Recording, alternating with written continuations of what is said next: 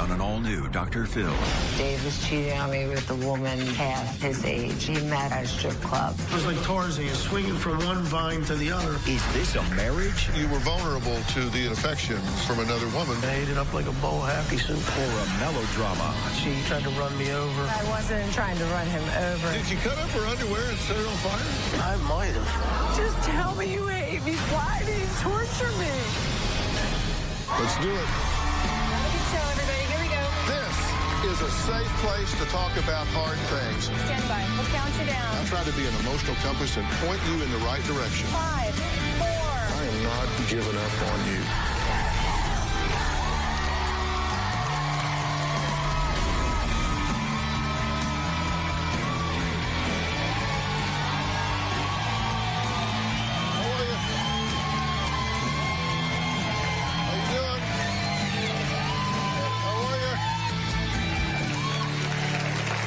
You know, it was June 12th of 2012 when I received a letter from a 16-year-old Alyssa about her dad cheating on her mother with an exotic dancer.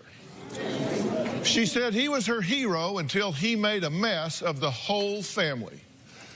Then her mom wrote to me, heartbroken and wanting advice, that was followed by another email in October of 2015 from her 75-year-old grandmother, Jean, who then sent 5 more letters pleading for help. 3 women spanning 3 generations are begging to fix their broken family after a devastating affair. It all began when Stacy got a call from a woman who said she was sleeping with her husband, Dave. That's when she says her world fell apart.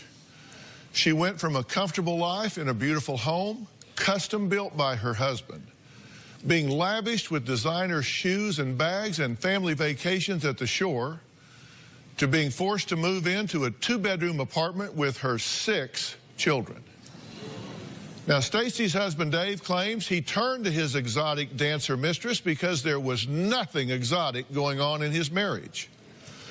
Stacy says Dave is just a selfish liar who has strung her along for years now. One minute saying he loves her, the next minute declaring he will never leave his exotic lover. 23 years into our happy marriage, we were an awesome family. I was blindsided when I found out Dave was cheating on me with a woman half his age. She was 28, Dave was 45. I always called her a stripper whore because he met her at a strip club. She is the nastiest, meanest pig I've ever met in my life. I found out about the affair because she called me, not because you told me. I wasn't trying to hide everything from you. I just screamed. I wanted to kill him. The police came and told him to leave. That was the beginning of 7 years of hell that we've been going through. I realized this relationship wasn't going to end. I moved my 6 kids into a 2-bedroom apartment. Dave and I never got divorced. He would call me all the time, begging me to take him back. But meanwhile, he had a house with this girl. He was lying to her and lying to me. That's not drama. I want to know the truth. Dave was waging emotional warfare on me. He would tell me how much he loved me. He was so sorry for what he did. But he would call me names like whore, slut, you're so ugly. Right now, my life is in total disarray and ended up moving back in with Dave. We've been living together with our 12-year-old daughter. Dave claims his relationship with the stripper is over, but I know it's not over. I'm not really sure if this could even work with Dave or if I should just move on with my life.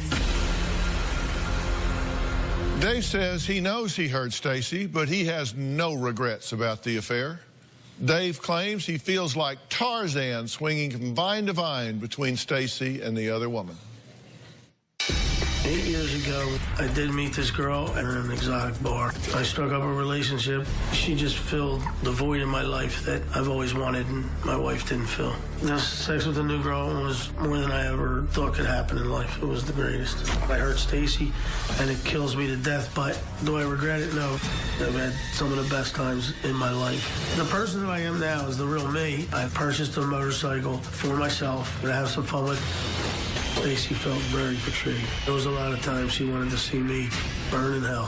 Since we broke up, I know Stacy's been with roughly 30 men, and that's pretty hard to handle.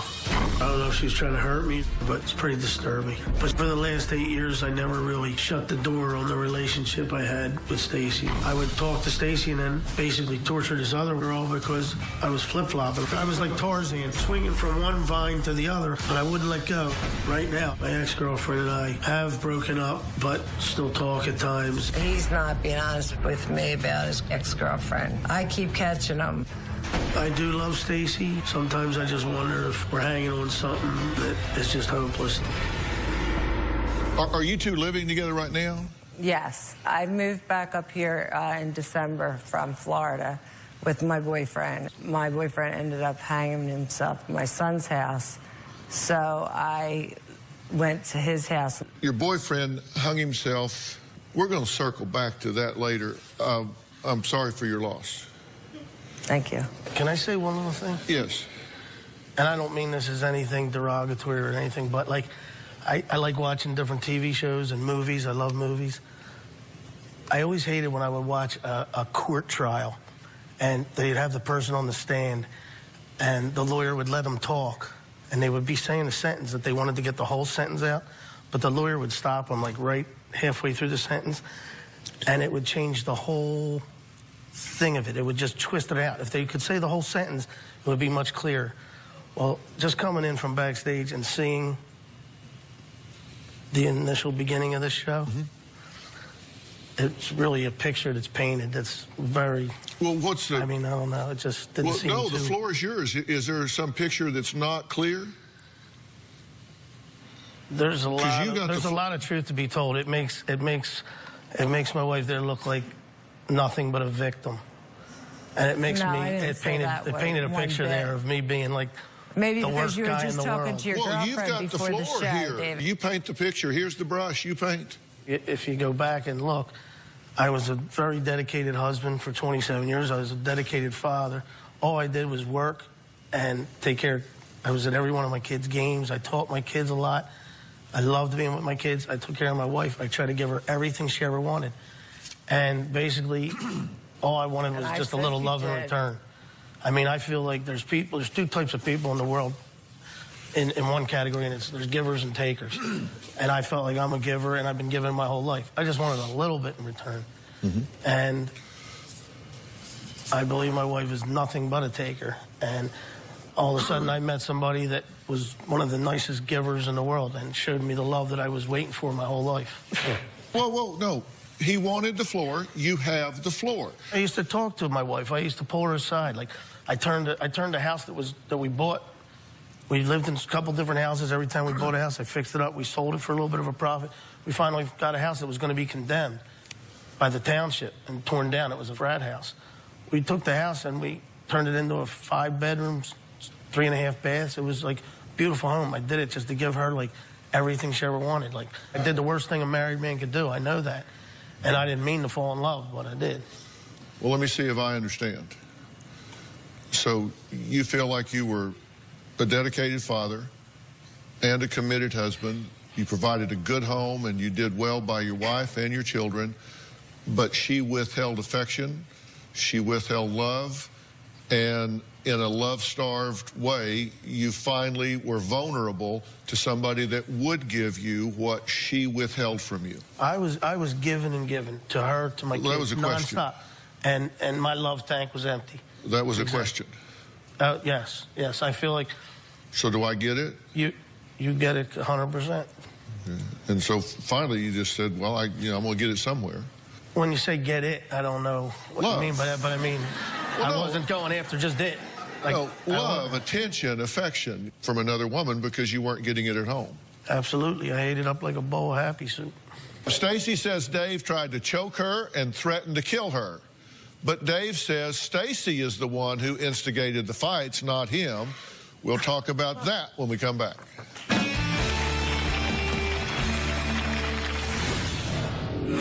He's ready to cut you up and leave you in the basement floor? Yes. She tried to run me over. I'd have no legs if I didn't jump out of the way. I wasn't trying to run him over.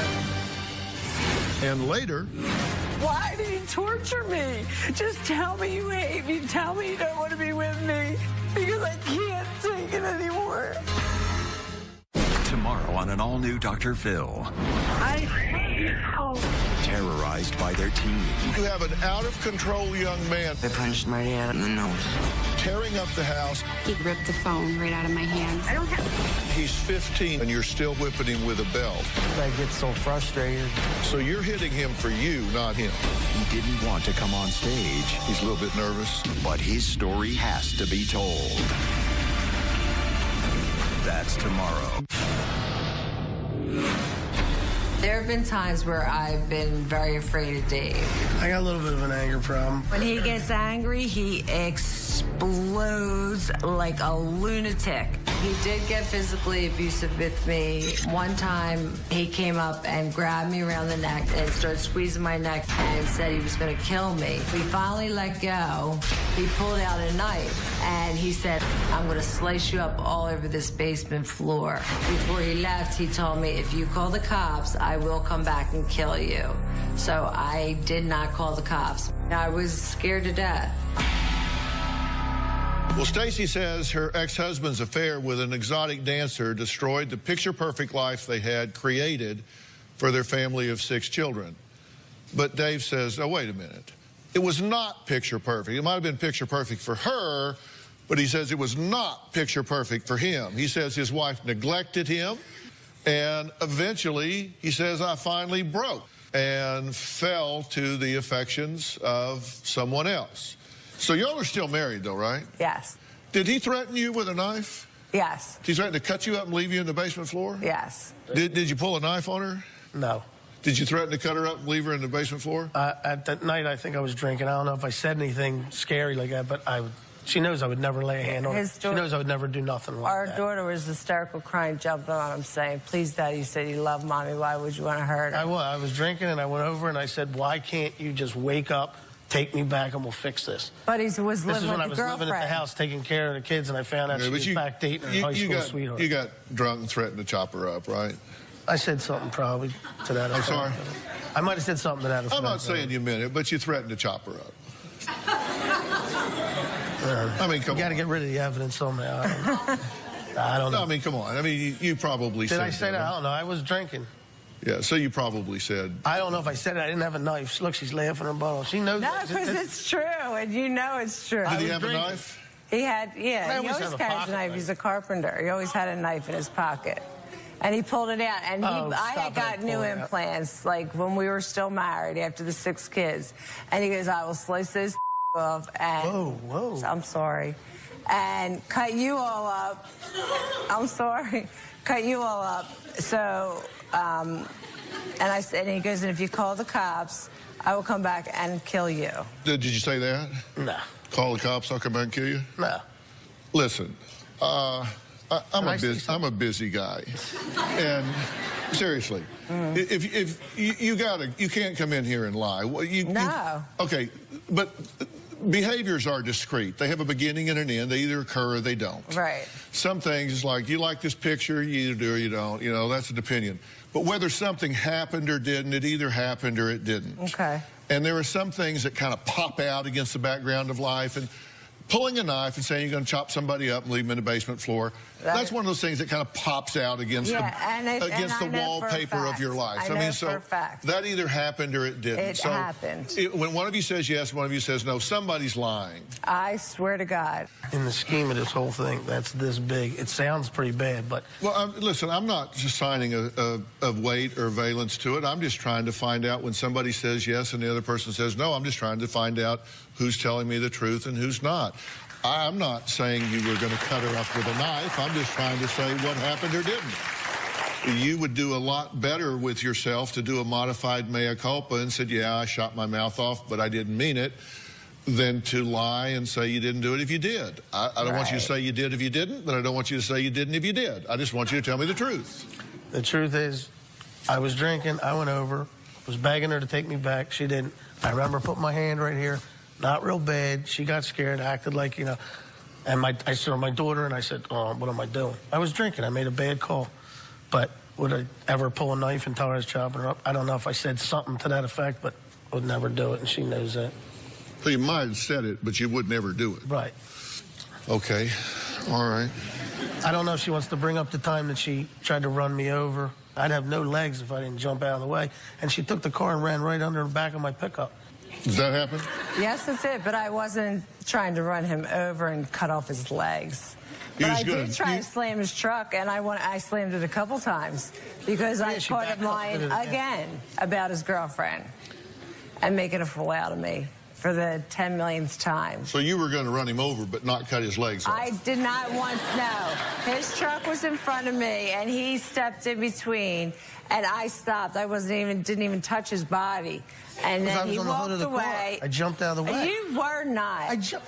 And then I slammed in his truck, put it back in reverse, slammed in his truck again because his truck was like his heaven. And I was like, really? You're going to keep lying to me, David? Okay. Well, it wasn't right. Women like that, like to run a man over and cheats, right? Women like that. My truck treated me better in 25 years than she ever did. Oh, really? Really?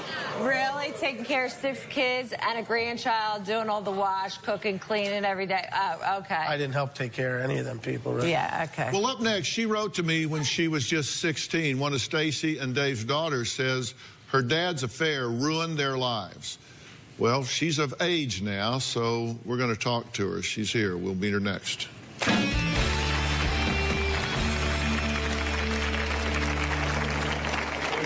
I was 12 years old, my mom included me in all the details of this affair. Over the past 7 years, I've moved 19 times. I had to drop out of school. I took all of it out on my father. I actually destroyed the windows of his house and his truck. Poured freezing cold water on me while I was in bed. He has a black belt. You say he tried to gouge your eye out. Gouge her eye? She's had bruises. I don't try and hurt you. I just try and stop you from doing anything to me. She's charging you like a bull? Is that what you're saying? And you're having to take her down? Yeah. She's ready to marry a stranger, and now cops show up at her door. I'm terrified that my grandma's going to go to jail. You won't believe the twist in this alleged catfish story. Where is this mystery man? We found him. He's here today. A convicted hospital worker. I saw Jameson committing a sexual act with his patient. What he's saying is wrong. She grabbed a hold of my shirt and pulled me towards her. Could this have happened the way he said? Absolutely not. But did you actually see the sex act taking place? From homemaker My mom is a party mom. to divorced with 2 DUIs. 100 miles an hour with the cops chasing her. Slammed into a wall. It's enough to drive anybody crazy. You're saying I'm not sure why they have the opinion of me being a party girl? Maybe it's because you're a party girl.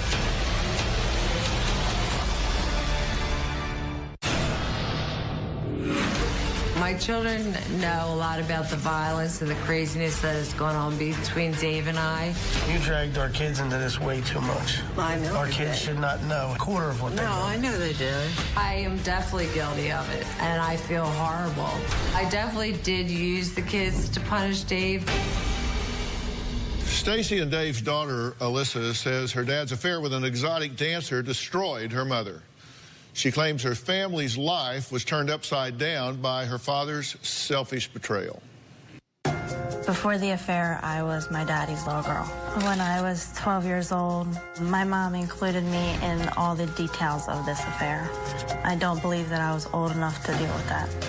Looking back now, I'm kind of mad at my mom for doing that to me. I knew my life was going to change at that point. Over the past 7 years, I've moved 19 times. I felt like I had chaos and instability in my life from moving so many times, and I had to drop out of school. I was a very angry teenager. I took all of it out on my father. When I was 14, I actually went to his house and destroyed the windows of his house and his truck.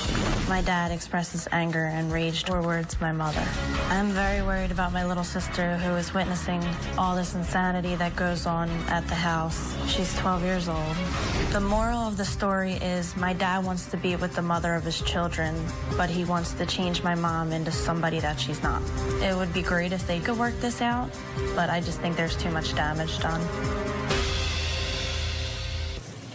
So, I'm glad to meet you. I'm sorry that you've been pulled into the middle of this. You said that your dad has come over to the house and says he had a gun?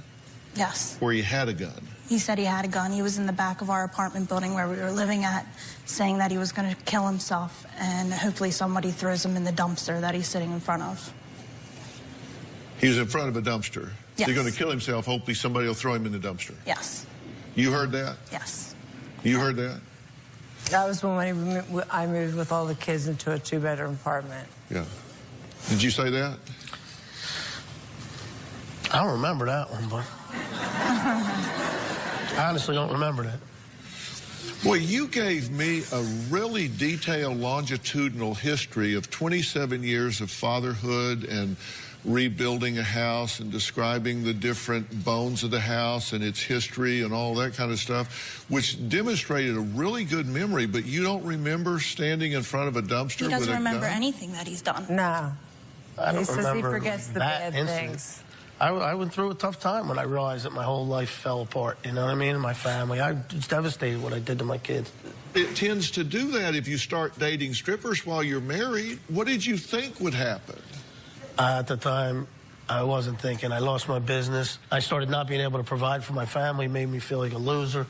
You know, I felt horrible. I wasn't producing. She comes home. She would start shoplifting. She's telling me I have to shoplift. You don't make enough money. I did. Oh, well, let's get into that. Let's get into that. That's not what this is about. It's not what it's about. Yeah, and You're I right. didn't It's about come me. home and say I had It's about me being a horrible person. No, it's about both my parents who should wake up and take care of their kids that they still have. It's true, and that's 12 what I want to do. That's what I want to do. I want to get help to figure out how to raise my 12-year-old now. I've been doing it for about a year and a half, 2 years, and I want to take care of it. Because we asked you why you had the affair. You said you lost your business. You felt the only thing you ever did was work and pay bills. You felt lonely and unappreciated. You felt that Stacy took the kids' sides and isolated you out, that you didn't have a best friend anymore. You couldn't get hug, kiss, foot or back rub. You had a higher sex drive, and you always had to beg for sex. You wanted affection. You got nothing from her. But he could have got it from his kids. Well, the love of your children is a lot different than a spouse or a partner. I loved all my kids. Okay, but I shouldn't have to beg you until this day to stop talking to her. You shouldn't be talking to her before the show. No, today before the show. On the phone with her. You can't help where your heart is. You should help that you love your kids, and you should stop doing this to us. And I do want to love my kids. Okay. So you're still in a relationship with this woman? No. Will you talk to her before the show today? I've talked to her. Today? Today she called me, begged me not to be on the show. I told her to stop texting my husband, that she needs to move on. And she said, I will never leave your husband. She sent you loves me. She sent you a text. This is what she wrote to you. Yes. She says, Stacy, knock it off. Dave has been texting me in Florida this whole time. He's just not your husband anymore. He's my best friend.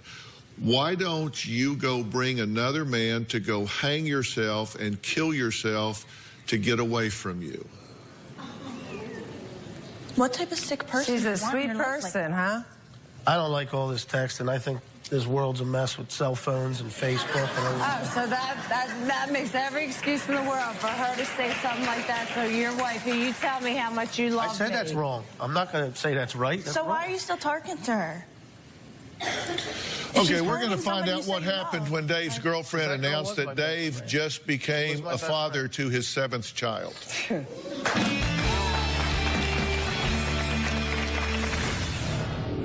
Did you cut up her underwear and set it on fire?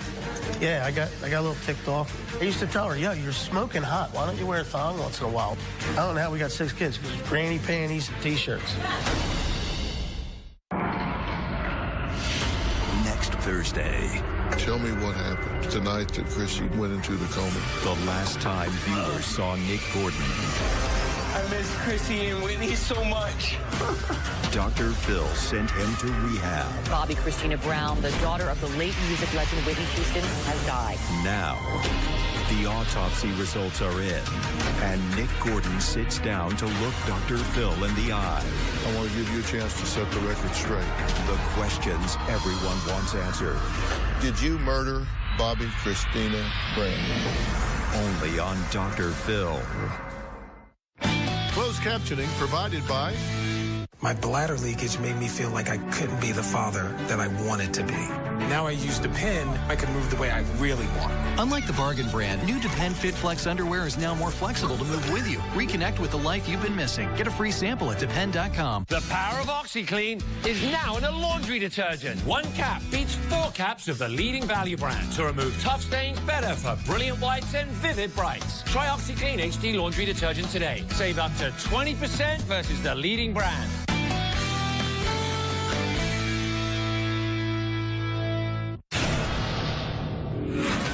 Dave would come into my house when I wasn't home, and he would sneak into my bedroom searching for things, took all my thongs and bras and cut them up and burned them outside in the yard. I'd be like, are you kidding? What is wrong with you? You're sick. And he would say, well, if I can't have you, no other man's going to see you in your underwear and bra. Stacy says Dave's affair not only broke her, but caused her kids to go on a downward spiral. Dave claims his family was far from perfect, and Stacy is the one who abandoned the kids. She abandoned the kids. Several times. How so? Just would take off out drinking with her boyfriends. And why? Out to Florida. Because it was all my fault. Everything was my fault. She would leave because... Twice. Okay, whatever. Because you would not stop torturing me. Okay. And would not pay child support, would not help me a dime. Why am I paying child support when I had the kids most of the time? Oh, you did? For the first couple months when you left, I didn't see you for almost 2 years. We didn't hear for you for how long? 2 years. You said I was like a ticking time bomb. You didn't want to come near me. Because you didn't want to come around me, that's why. Because the way you treated me and the things that you would say to my mom. Oh, because your mom would let you go drinking. Your mom would let you have boys sleep over. I started doing that because I was so damaged because of what you did to me. There was no discipline. It's a pretty big mess. It's a real big mess. Did you cut up all of her underwear and set it on fire? You don't remember that either? I remember. Oh, shut up. I don't like this audience. Did you cut up her underwear and set it on fire? I might have. Because when we were married, I used to tell her, yo, you're smoking hot. Why don't you wear a thong once in a while? Why don't you wear a negligee? Why don't you wear matching bra and panties? I don't know. I'm sorry. I'm visual. I like that stuff. And then she never wore. With me, I don't know how we got 6 kids because it was granny panties and T-shirts. All of a sudden, she gets out on the town, and, man, Victoria's Secret was like, whew, her new shopping spot. Man, she had I don't think so. Got the boobs done and got everything. No, I had She's out flaunting it all. when we were still married, David. Yeah, I got a little ticked off. I wouldn't hurt her, but I cut her. But you know, he was still living with the girlfriend. What is wrong with you? You're horrible. Huh? You guys are horrible. I wish I never could. Look. I wish I never could. You're saying you wish all this. So you don't want to fix our family? I want to fix our family, but I never wanted your mom to change for me. You never wanted what? I don't want her to have to change who she is. I mean, she's a great woman. She's a great person. You don't need when you love somebody, you shouldn't have to feel like you have to change. Somebody. You know what I mean? Like I don't want her to change. Well, I was okay for 25 years of marriage, wasn't I, David? You were okay. Until you met her in a strip club. No. How can you say that? Until you met your friends that had a different lifestyle than you and you wanted that. Until your friends that you started riding your motorcycles with who didn't have kids were married. They loved me, and I loved myself for having 6 kids and being married for so long. I don't know why you think that. And you can even... Well, did you have a 6 of my buddies here that Did you have a 7th child? Did I have a 7th child? No. I went down and helped this girl that I was involved with give birth to a baby. Because she told you that it was your child. Did she tell you it was? No, she never came out and said that she baby. She said she didn't know. She didn't think it was. But he had a vasectomy. Yeah. Because you wanted me to. Then I had it reversed because she wanted a baby. Like, anything she wanted, she got. So your boyfriend hung himself at your son's apartment? Because we came up from Florida in December, December 16th, because I wanted to be with the kids. And I came home, I went to pick her up from school. I was gone 45 minutes, came back and saw him hanging in the kitchen doorway. Was this a surprise? Total. He had no not, idea. No, he had not been despondent? He had not given you any signs or indications? None whatsoever. We were actually staying with Lissa the first 2 weeks. I thought it was the third time he tried to do it. No, that was years ago. We were actually staying with Alyssa, and Alyssa met him. She knew he was happy-go-lucky, nothing. He wasn't a drug addict? I was shocked. He was an addict for years, but he was not doing drugs. Wasn't he stealing all your pills off? Not at the time, no, he wasn't. So your 12-year-old actually... She didn't see him hanging. She saw the bottom of his feet that were turned under, and I pushed her into the bedroom and said, because I knew right away. And she automatically called 911, and I said, don't come out of this room. I ran, I cut him down, tried to give him CPR, and then the paramedics came. But she definitely has issues from this. So where do we go from here? Because there are children involved, which is the reason that I agreed to do this story. We'll be right back.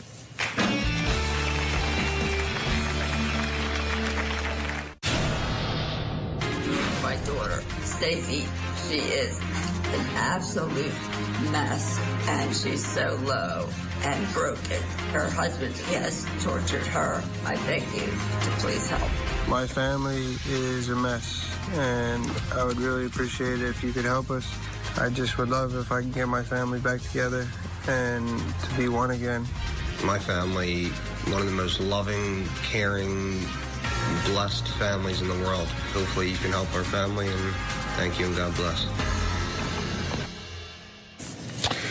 Well, Stacy says after 23 years of what she believed to be a happy marriage, she was devastated to learn that Dave was carrying on an affair with an exotic dancer. Dave says he did turn to another woman because Stacy never showed him any affection. He says he knows it wasn't the right thing to do, bad choice, but it's water under the bridge. That's what happened, and it is what it is. One of the questions that y'all have is, should you reconcile this relationship? Well, because he always tells me how much he loves me, like, one day, and then I believe him because I thought we always had a good marriage. And then the next day I find out he's telling the girlfriend how much he hates me and I'm a whore and this and that, and he's telling her he's going to marry her. And I'm like, why do you just keep hurting me? Like, just stop. Like, either just end it and move on, but stop playing games with my heart all the time, because I can't take it anymore. I don't know what to do. I mean, it is true, you know, the way I feel about her, and I don't know how anything can be fixed. You know? And then I say, and why do you want to be back with me if you keep talking to this girl? Why do you torture me? Just tell me you hate me. Tell me you don't want to be with me. But just let me go then. Like, because it's just making me crazy. I wouldn't say those things. I wouldn't tell her. I wasn't trying to let her go. I do have those feelings. I do want to take care of her. I do love my children. I just wanted to be happy, too. I just wanted to be loved myself. I mean, just a little bit of affection. I don't need all that, you know. I don't need... If I did the sexual things and praised him nonstop, I'd be the perfect wife. Praise me nonstop. Like, I need praise or nonstop. Tell him how good he looks, or that outfit looks so cute on you. I think I look good. I don't think I look good. That's not what I wanted. I just wanted a little bit of caring, that's all. Okay. Do you want to be in a relationship with her? I don't think it's possible. I don't know what I want. I just want to be happy, and I want my kids to be happy. And I want her to be happy. Well, and my I don't dog want her to wants have to be change happy. What do you mean? What do you want? Do you know what you want? If you don't, that's okay. I love being married. I'm a one-woman guy.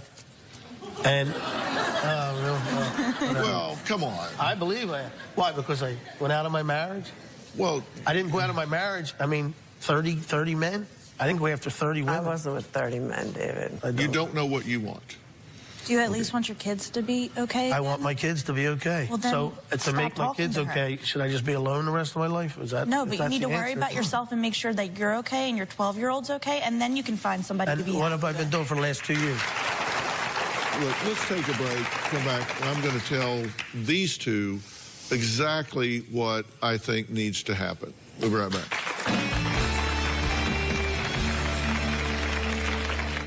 If you are going to be in the Los Angeles area and you would like free tickets, go to drphil.com and click on Be in the Audience.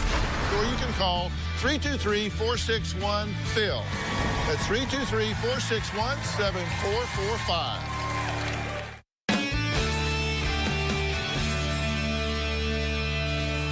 Should the two of you get back together?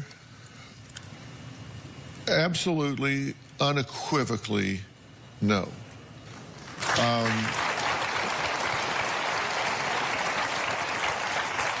Neither one of you at this point is capable of sustaining a healthy relationship.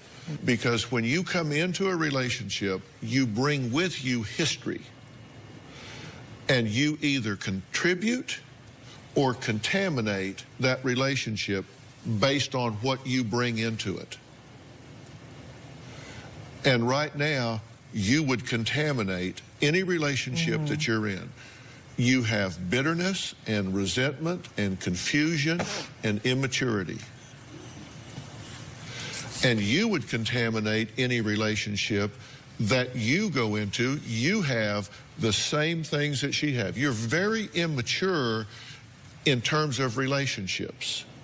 You say, I don't know what I want, because you're very hedonistic. You want what you want when you want it, and you want it right now.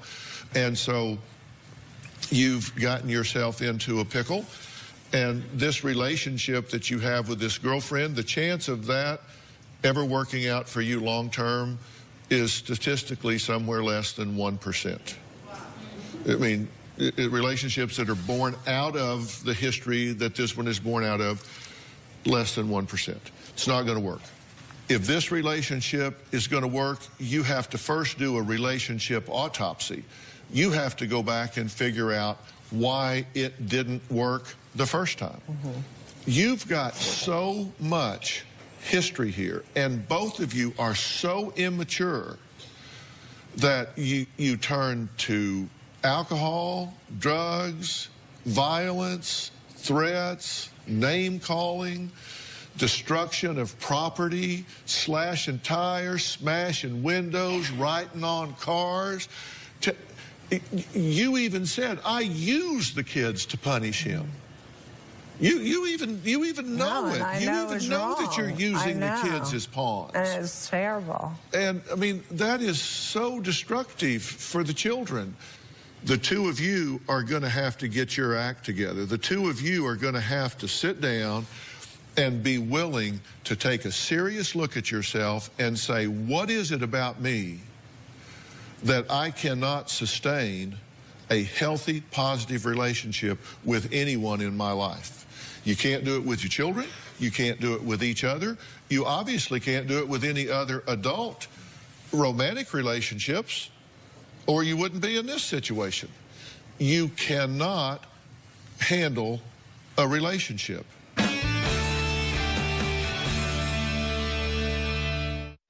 Closed captioning provided by... No junk food, please.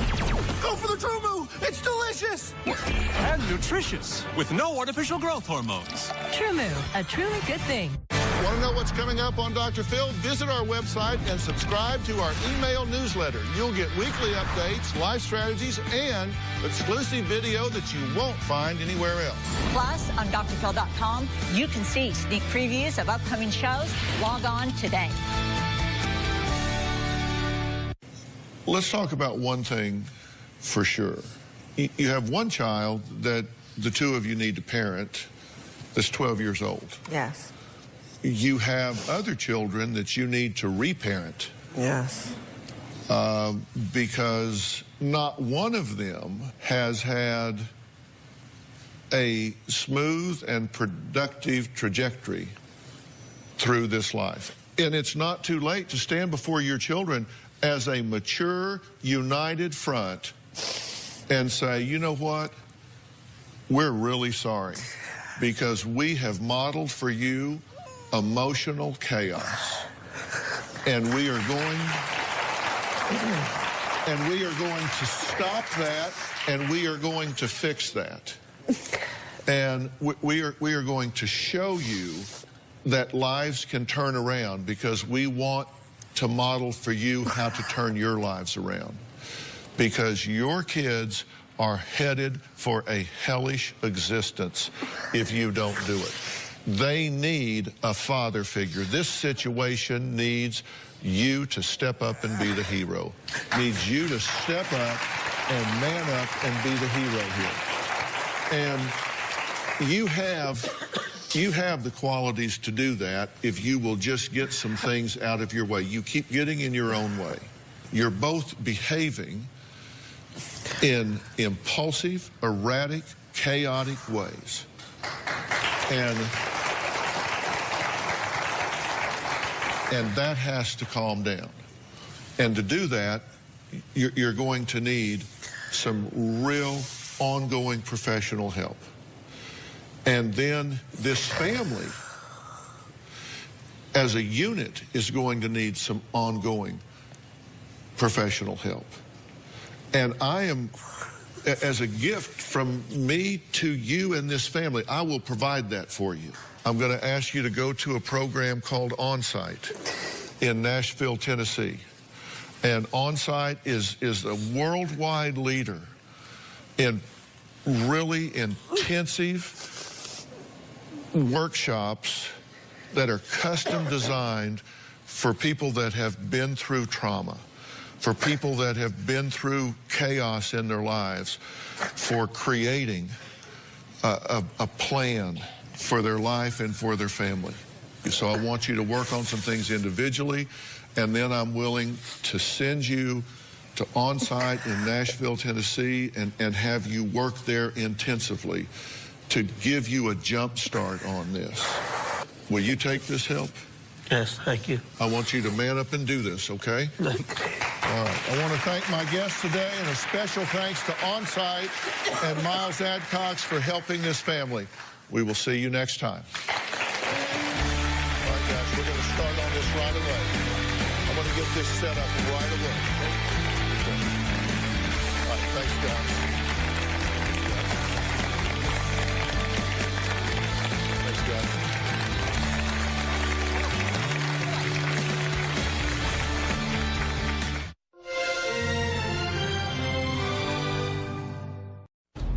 We did the first ever televised intervention live right here on this stage.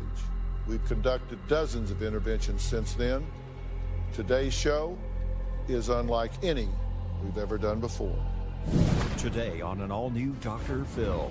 Hi. She's a college professor. Wow. Woo. Did you lose your shoes along the way? With a serious problem. Have you had much to drink today? 0.134. I'm over the legal limit. I'm never going to stop drinking, so that's what next subject. This is the guest Robin! I like Robin more than you. you don't want to miss. My drinking is 10% me, 95% others. When my mom's drinking, she's physically violent. How would you? Do not hit him. How dare you?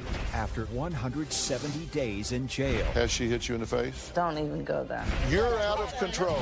57 911 calls. Do you call 911 when you're lonesome? Never one unless there's a fatality. We're invited to my 50th birthday party. Next subject. And 8 rehabs. I am not going to a dumb treatment center. Put this on the air. Hello. Her daughters want to disown her. I've cut off ties with her. I can't do this anymore. I am done.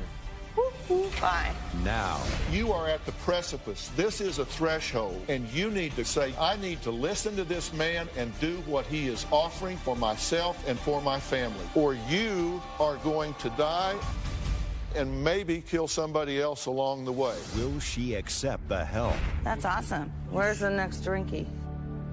Let's do it. Have a good show, everybody. Here we go. This is a safe place to talk about hard things. Stand by. We'll count you down. I'll try to be an emotional compass and point you in the right direction. 5, 4. I am not giving up on you.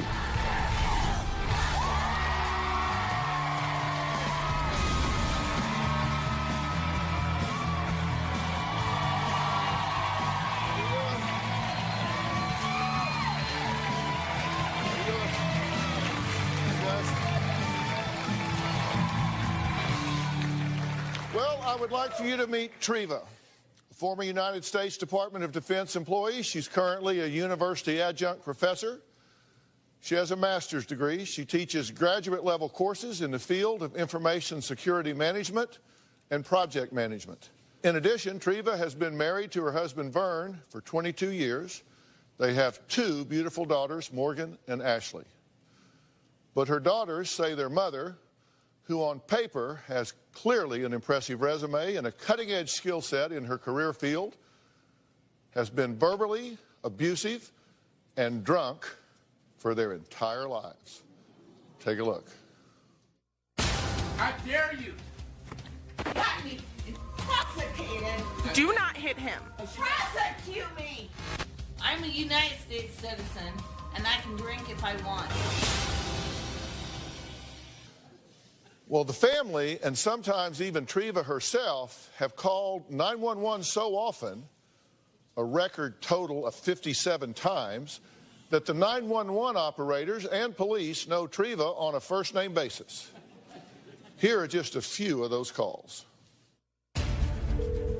Darby, 911, what's the address? Yeah, can I get somebody to come out here? My wife is drinking. She's hurting herself? Yeah, knocked the phone out of my hand. She threw the TV down. My mom is really drunk, and she just tried to hit me with a vacuum. Has she been drinking today? Yeah. She's talking about killing herself now. Does she have access to, like, getting knives or guns? She's running for them now. What's going on? My mom just lit the trash bag on fire. She's drinking again. So she's drunk? Yeah. Oh, my God. Is the house on fire? Do you need the fire department? Yeah, we do. Okay, get out of the house. Well, unbelievable. While Treva has told my producers that she's only 10% of the problem and her family hold 90% of the blame, her daughters say otherwise. Now, she has already spent 170 days in jail for various offenses and has been to 8 rehabs. In 1 year, her daughters estimate Treva drinks 600 liters of rum and vodka.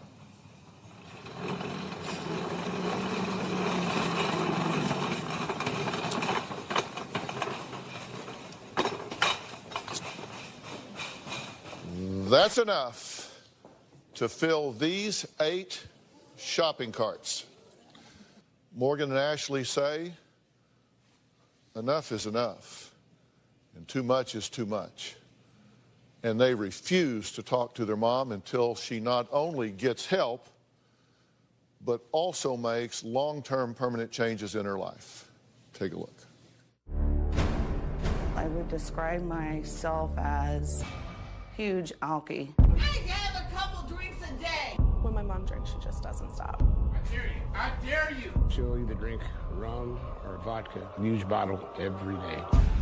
Really filming me? She'll drink whatever she gets her hands on. I pretty much feel like I'm out of control. My drinking is 10% me, 95% others.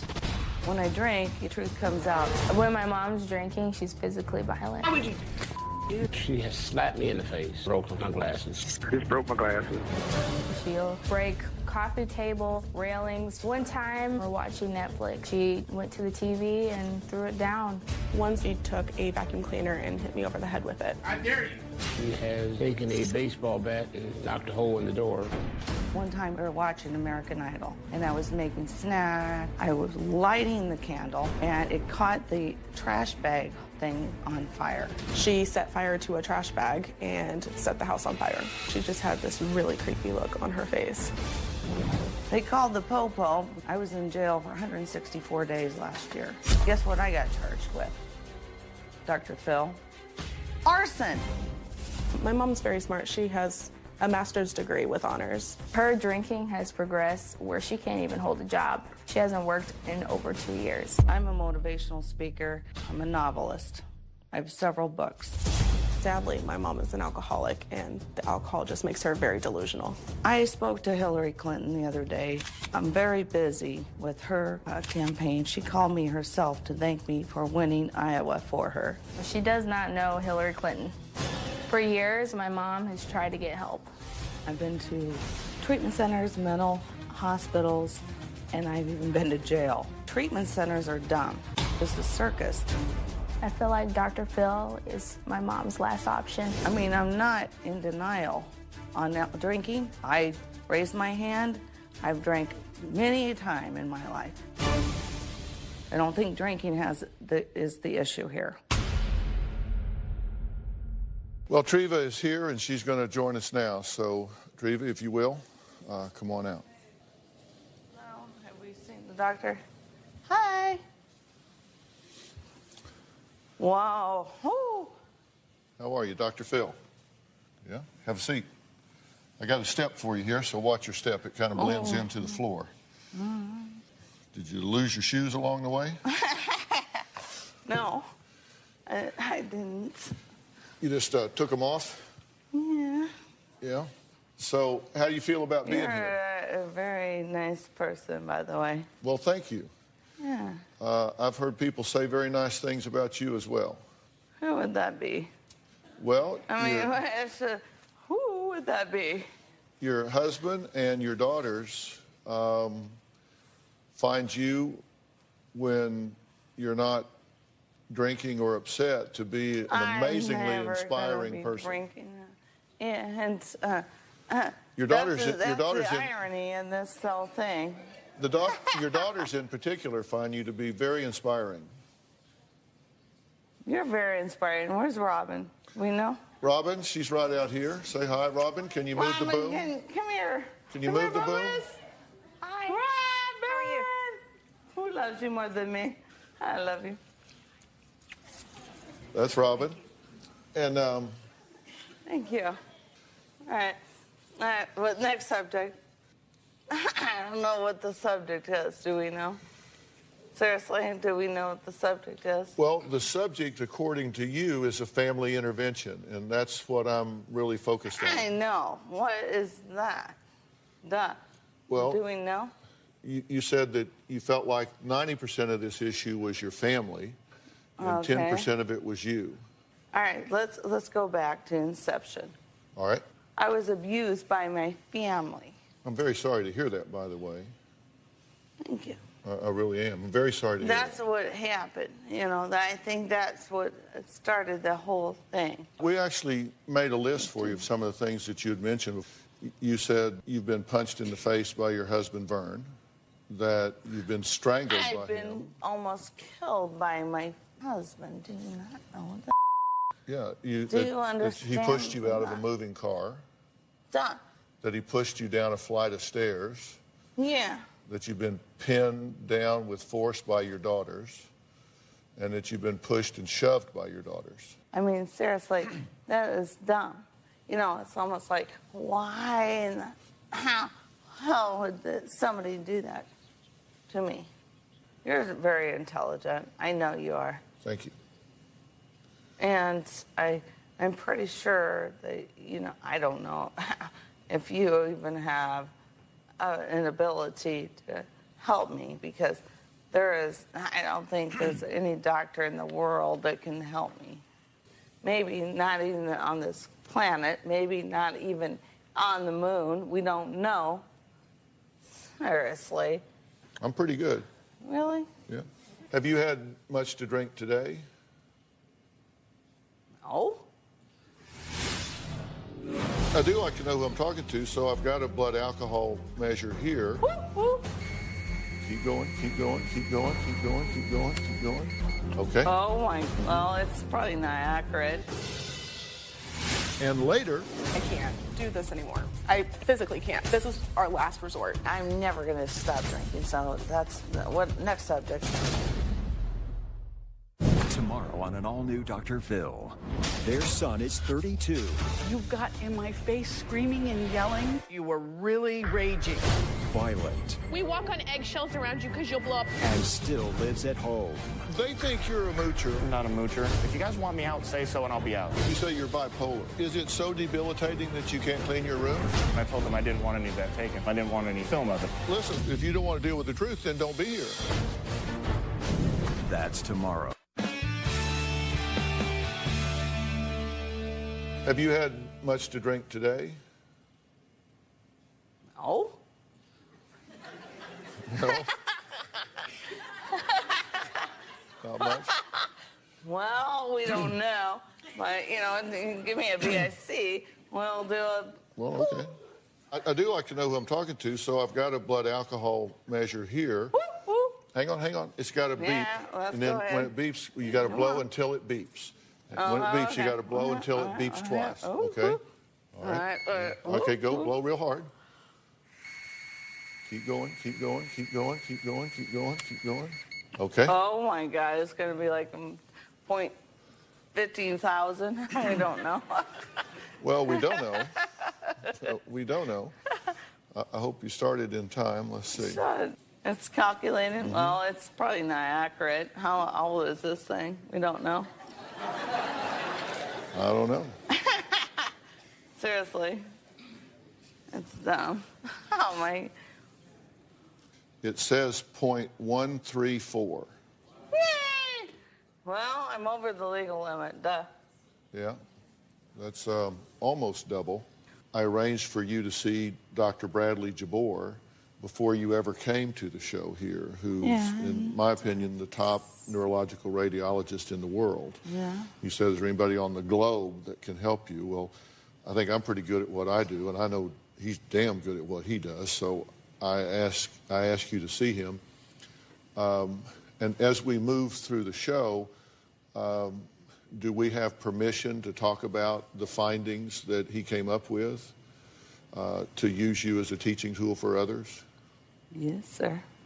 Okay, so it's all right with you if Dr. Jabor shares with me and here on the show the things that he found out about you in hopes that it may help others. I would like that for that to happen. Okay? You comfortable with that, Dr. Jabor? I am. Yes. Okay, I just wanted to be sure.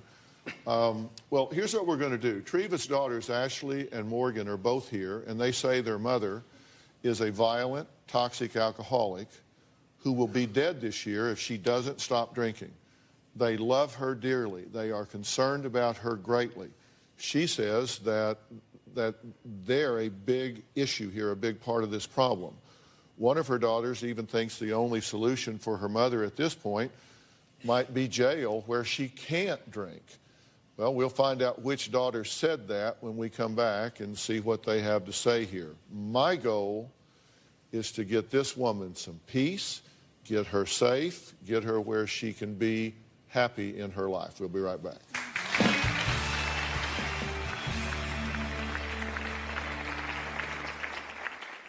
My mom would forget birthdays, really important events. We got to the point where my mom wasn't able to even cook meals for us. Senior year, she told me to kill myself. Everything that my mom has put me through has left me with a lot of insecurities. And later... Well, I'm never going to drink again, I promise. I think that would be wonderful, because I know that Do you have a drink on you? In 1 week. Tell me what happened tonight that Chrissy went into the coma. The last time viewers saw Nick Gordon. I miss Chrissy and Whitney so much. Dr. Phil arranged for rehab. Bobby Christina Brown, the daughter of the late music legend Whitney Houston, has died. Now, the autopsy results are in, and Nick Gordon sits down to look Dr. Phil in the eye. I want to give you a chance to set the record straight. The exclusive interview. That's the lowest point in my life right there. When you left money in the will by Whitney, photos surfaced of Chrissy smoking out of a bong and snorting cocaine. Did she have a drug problem? Yeah, it got really bad. Were you a bad influence on her? They say he punched her in the face and kicked her to the point she was on the floor screaming, and you dragged her up the stairs by her hair. And the question everyone wants answered. Did you murder Bobby Christina Brown? Next Thursday on Dr. Phil. My mom, not only does she drink and then go drive, but she drinks while she's driving. My mom's had one DUI, but that's certainly not stopped her. I've never gotten behind the wheel under the influence. And she's flat out lying. She's lying. And I never drink and drive. Well, Treva admits that she's an alcoholic who's been drinking heavily for over 35 years, but she claims her drinking is only 10% of the problem. She says the other 90% of the blame goes to her husband, who's right here, this is Vern, and her two daughters, Ashley and Morgan, who say their mother is a compulsive liar who not only physically attacks them, but also constantly tells them they're fat, worthless, and stupid. Like, my mom's drinking has damaged me, and it's left scars. I'm a good mom to my daughters. Growing up, my mom was always drunk. When I was 12, I can remember my mom just being completely passed out drunk. We got to the point where my mom wasn't able to even cook meals for us. My sister and I would have to go down to the neighbors to eat dinner. She would forget birthdays and really important events. My whole life, my mom has always told me that I'm overweight and worthless. My senior year, she told me to kill myself. I do feel like I was a great influence on their life, Dr. Phil, because both of them are straight A students. I was an honor student, straight A's, and yet my mom's favorite word for me was stupid. Okay, how long has it been since y'all have seen your mother? Easter. Easter, so it's been a while. It's been a while. So where's the breakdown here? I don't know. What is the point? What is the subject? We don't know. Well, I know. What is it? We don't know. The subject is that there's dysfunction in this family. I'm not going to be going to another dumb treatment center. And that's another thing I'm going to tell you about. I am not going to a dumb treatment center. Put this on the air. Hello? Well, I wouldn't ask you to go to a dumb treatment center. Seriously. I am done. Woo-hoo. Bye. I think that even though you're almost double the legal limit right now, I still think you have an amazing intellect about you. And I think when you say that through your life you've been abused, I think that leaves really deep and open wounds in a person. And if they're not healed, if somebody doesn't do something to heal that, then those wounds fester and they hurt and they get worse. And the person that's suffering does whatever they can to numb the pain. And they start to self-medicate. They do anything they can. Exactly. And I'm not going to ask you what you think you should do. I'm going to ask you to do something with me hypothetically. What are you asking, Vern? I'm talking to Robin. Oh, Robin. Would you like Robin up here? Yeah. Robin, would you join us up here, please? Can you bring a stool out for Robin and let her join us up here? So why do you like Robin? Why do I like Robin? What are you talking about? I like Robin more than you.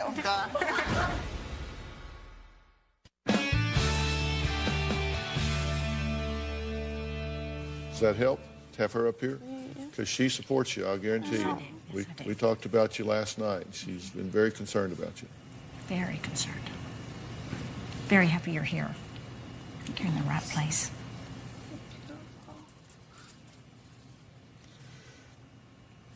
So why do you like Robin? Why do I like Robin? What are you talking about? I like Robin more than you.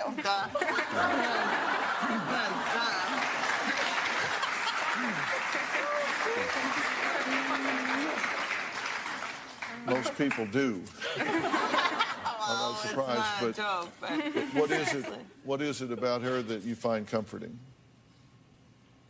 She aspires to help other people, and that's what I like doing myself. I can't even believe I'm talking to you, really, seriously. You know, my hope that being here today will help solve a problem that you have with your daughters, because I know that they're happy to be here, and really in hopes that the relationship between you and them can be healed from the torment that happens between the three of you when you're drinking. I know that they... Well, I'm never going to drink again, I promise. That's wonderful. I think that would be wonderful, because I know that Do you have a drink on you? Seriously. No. Joking. No, I know you I are. am I know seriously. You are. I know you are. You know, I know their seriously, hope is guys, that suffering that they feel. I don't even ever want to drink again in my life. That would be promise. wonderful. I think that would be wonderful, of course. And I think this is the best place to be to get that started. You know, people often start a behavior for one reason and continue it for another. You know, you might have started for one reason, and then as you got into it, it kind of took over, and now it's out of control. And these beautiful daughters that love you very much and that admire you so much are concerned that you're actually going to wind up dead. And let me ask you this. Yes. Yes, sir. Sometimes it's hard to look at yourself. But if one of your girls was doing something that was so toxic it was going to kill them, what would you want them to do? As their mother, what would you want them to do? Thank you for asking me that question, because pretty much I would do some kind of intervention myself.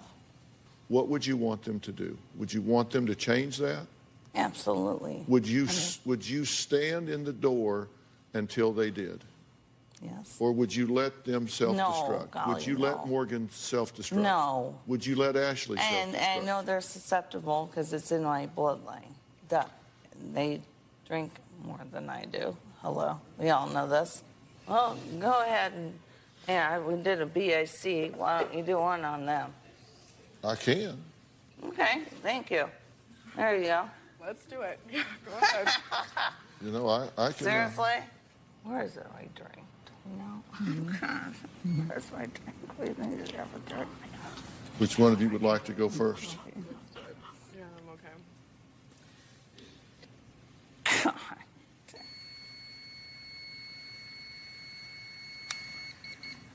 Okay, thank you. Oh, how close I hear you. 0, 0, 0, 0.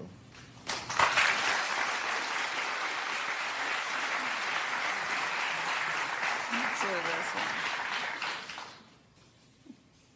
Wait till it beeps. Go.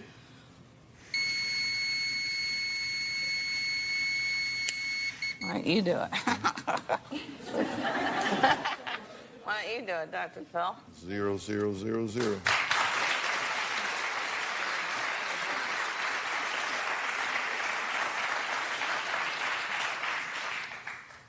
Well, the last drink I took was 45 years ago, so I guarantee it'll be 0, 0, 0. 45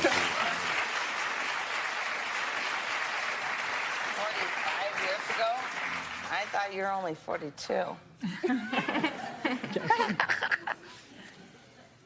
We're going to take a break. Ashley says her mom, Treva, calls 911 so often the dispatchers know her by name. So if Treva always calls as an emergency victim, golly. Let's go with that. why is she the only one who ends up in jail? We'll talk about that next.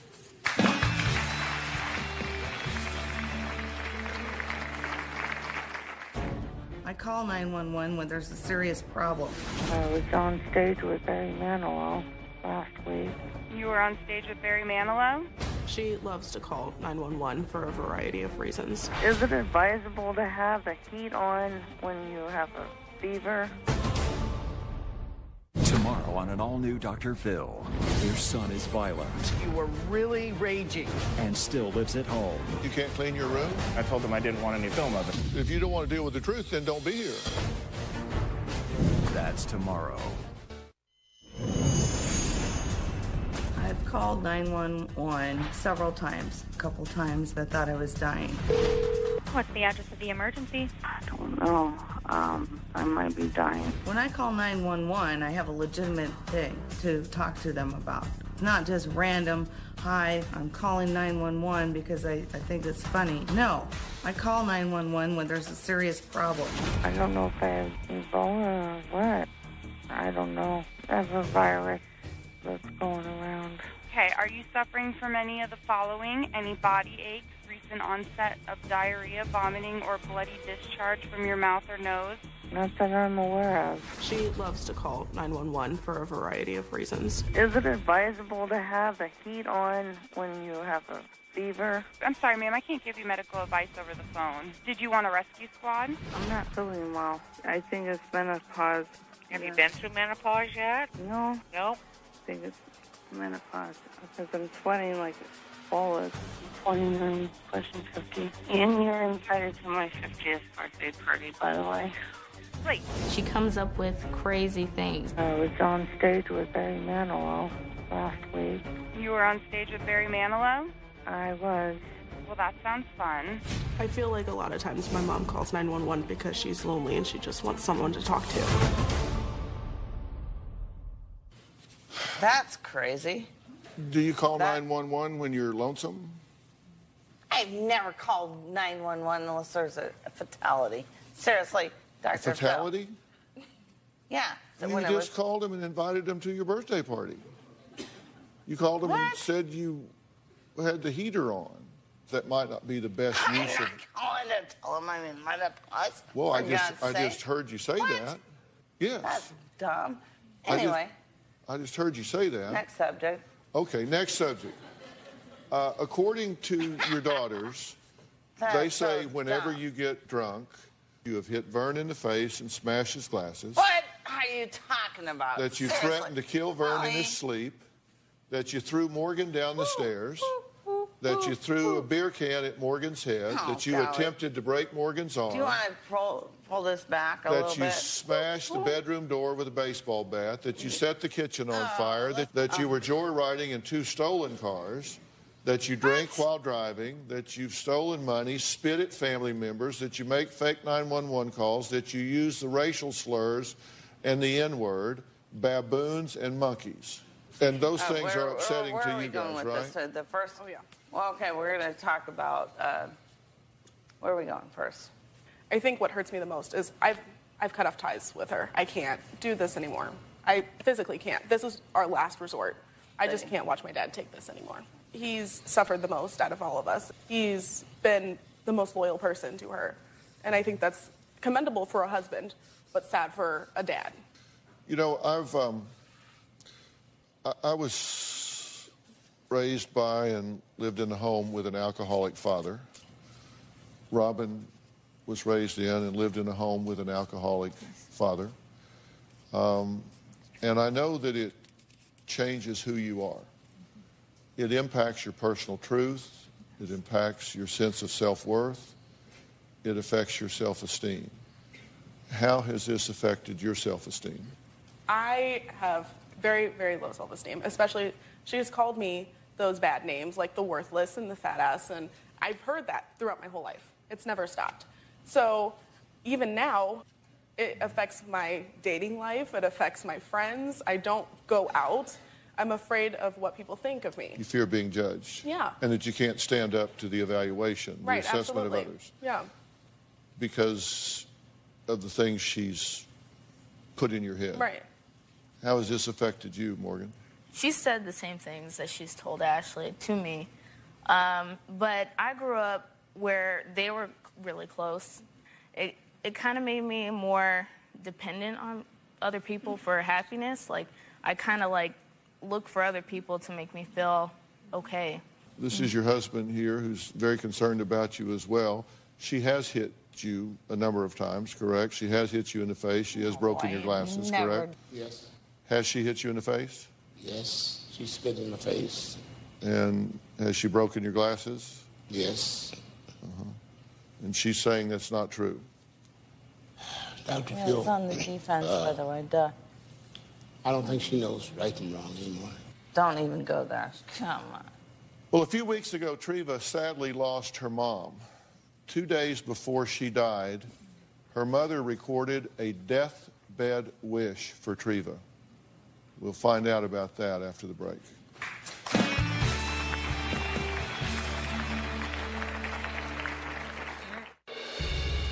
My grandmother passed away a few weeks ago.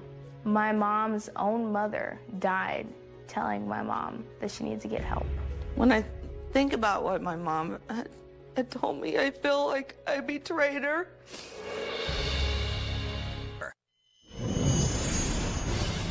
I can't trust anything that my mom says. I know I can be trusted. I've flown on Air Force One. I've escorted HC, Hillary Clinton, myself. I am like the most trustworthy person in the world, maybe even the moon. Air Force One? That's a new one. I didn't know she rode on Air Force One. Treva is here with her daughters, Ashley and Morgan, who say they've disowned their alcoholic mom because her drinking, abuse, and violence has destroyed their family. A few weeks ago, Treva sadly lost her mom. I'm very sorry for your loss. And claims that she nearly drank herself to death. Now, in an emotional video, see her mom's dying wishes.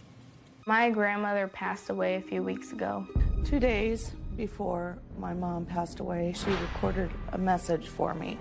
My mom's own mother died telling my mom that she needs to get help. I told her many years ago that if she continued to be like this, then I wouldn't leave her a dime. Tell Treva, if she keeps going ahead 1 foot at a time, she'll get there. When I think about what my mom had told me, I feel like I betrayed her. And I wanted so badly to prove to her that I could do something with myself. As I said earlier, before the show, in order to know what I was dealing with, I asked that you see Dr. Bradley Jabbour, the world's leading neuroradiologist with more than 20 years in practice. He's an expert on the impact of alcohol and other intoxicants as well, and trauma on the brain. He met with Treva a few days ago before the show and performed a very sophisticated evaluation on her, including an MRI on Treva's brain at his medical imaging facility. Dr. Jabbour, could you join us up here, and let's just go to the screen, and I would like to explain to Treva and her family. And before we... How are you? Good, and you? Thank you. I'm good. Before we trigger this, you had a difficult time performing this because she had a difficult time staying still, right? Yes. Treva was a little disoriented and a little bit drunk when she came. Just a little. What? No. But we did get a good scan. So now we can look into the brain and we can see the brain coming through, and we move half the head out and we can look at the wires in the brain. And the wires, like a computer, can be damaged by alcohol. So we were able to analyze that. This is Treva's brain on this side, and you've compared it to a normal brain with no damage or impact on the other side. Tell us what we see here. So the red represents good, healthy brain tissue working energetically in this side. On this side, in Treva, unfortunately, her brain's a bit asleep, a little bit lazy with spaces, at least 30 to 40% less activity than in the normal brain. Okay, all right. And here, tell us what we're looking at. We can see that her brain has shrunk down. It's been marinating in all that alcohol, and it's become pickled. And you have too much space around the brain. The white represents fluid around the brain that is shrunk. And now we see that Treva probably has other medical conditions that, with the alcoholism, she's not taking care of herself because she's developing little strokes, little holes in the brain from what I believe is uncontrolled high blood pressure. Okay, so what he's telling you here is that there's uncontrolled hypertension. I'm never going to stop drinking, so that's what. Next subject. Let's have a seat. Just take my chair here, if you will, for a second.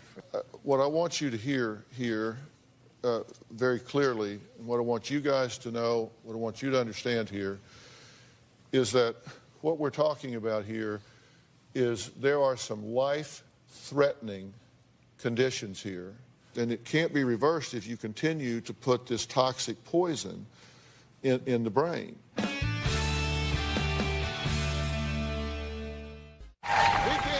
Show without you, our studio audience. If you are going to be in the Los Angeles area and you would like free tickets, go to drphil.com and click on Be in the Audience. Because we have a lot of fun here, don't we? Or you can call 323-461-PHIL. That's 323-461-7445. What are the biggest dangers to her life at this point? There are basically two. So what's happening? Listen to what he says. You got a race between the alcohol killing you either by continuing to destroy and disorganize your brain such that you don't even realize that the alcohol is your enemy, and you're scarring up your liver, and the veins from your liver ultimately are going to get bigger, and your liver cannot stop a blood hemorrhage, and you're going to vomit up blood. That'd and you're be going awesome. to die from hemoptysis. That'd be awesome. Let's go with that. Can we do that? That is what will happen ultimately. Oh, okay. That's awesome. Let me do that. Let me get that. But where's the next drinky? Well, look at me. But you have. I don't really care. You have daughters that do care, and you don't have.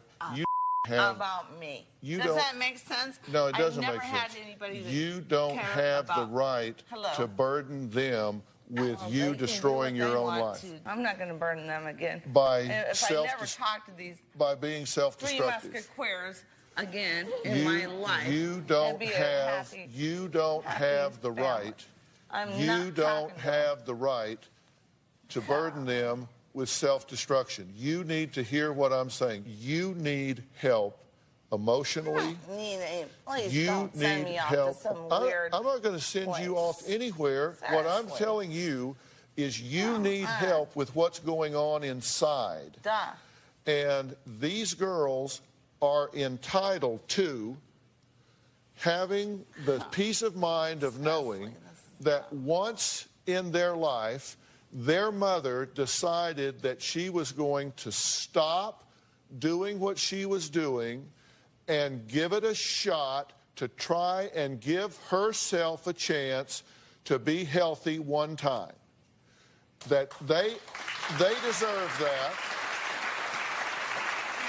They deserve that, and frankly, you owe that to them. And you need to go to a gender-specific dual diagnosis treatment program to deal with your. I told you this. I know you don't want to, but I'm telling you, you need to. You're out of control. I've had from this person. Well, this is T.J. Howard right here. He's the corporate director of operations at Origins Behavioral Healthcare. And the Origins Recovery Center. Seriously, he knows any place. Well, listen, here's where I would like to send you. I would like to send you to South Padre Island. It offers a sophisticated, gender-separate, age-specific treatment program for men and women separate, specializing in the treatment not only of addiction and alcoholism, but the psychological issues that you have been carrying in your life. You will never have a better offer than what you've got right now, because I am stepping up as a gift to you and your family and agreeing to send you to what I believe to be the absolute best dual diagnosis treatment program in the entire country. And that needs to happen, or you are going to die and maybe kill somebody else along the way. You are at the precipice. This is a threshold, and you need to grab hold and say, you know what? I need to get out of my own way, and I need to listen to this man and do what he is offering for me to do for myself and for my family. And you have never had a better offer than you're getting right now. Look me in the eye. Tell me you will do this. I want to do it. All right. Okay. All right. A special thanks to all of my guests today, and a special thanks to Dr. Bradley Jabbour as well as T.J. Howard from Origins. If you or someone else you know is dealing with alcohol or drug addiction, you need to log on to drphil.com. You tell me about it. You never surrender to the disease. You never surrender to the disease. We'll see you next time.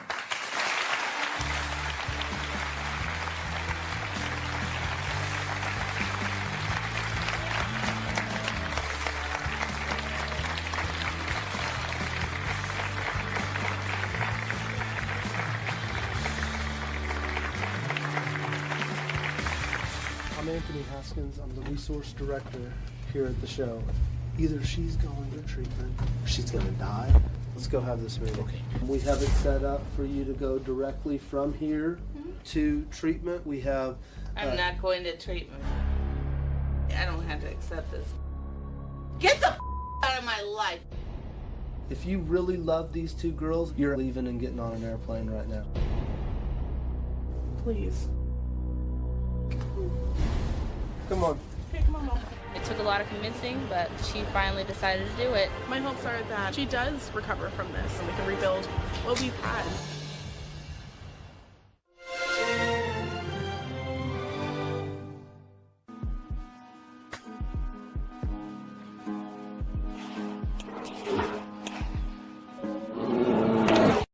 Today on an all-new Dr. Phil, their son is 32.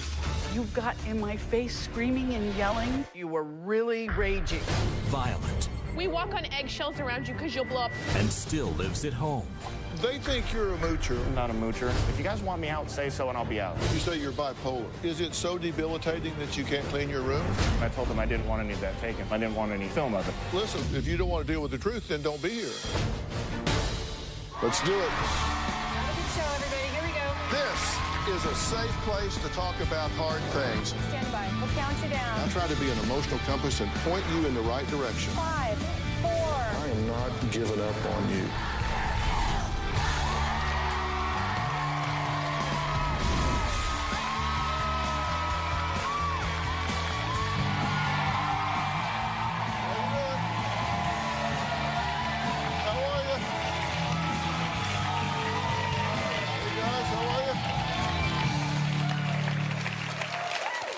Well, you know, Kathy and Gary worked hard their entire lives, all while imagining that by now they would be quietly enjoying their golden years together.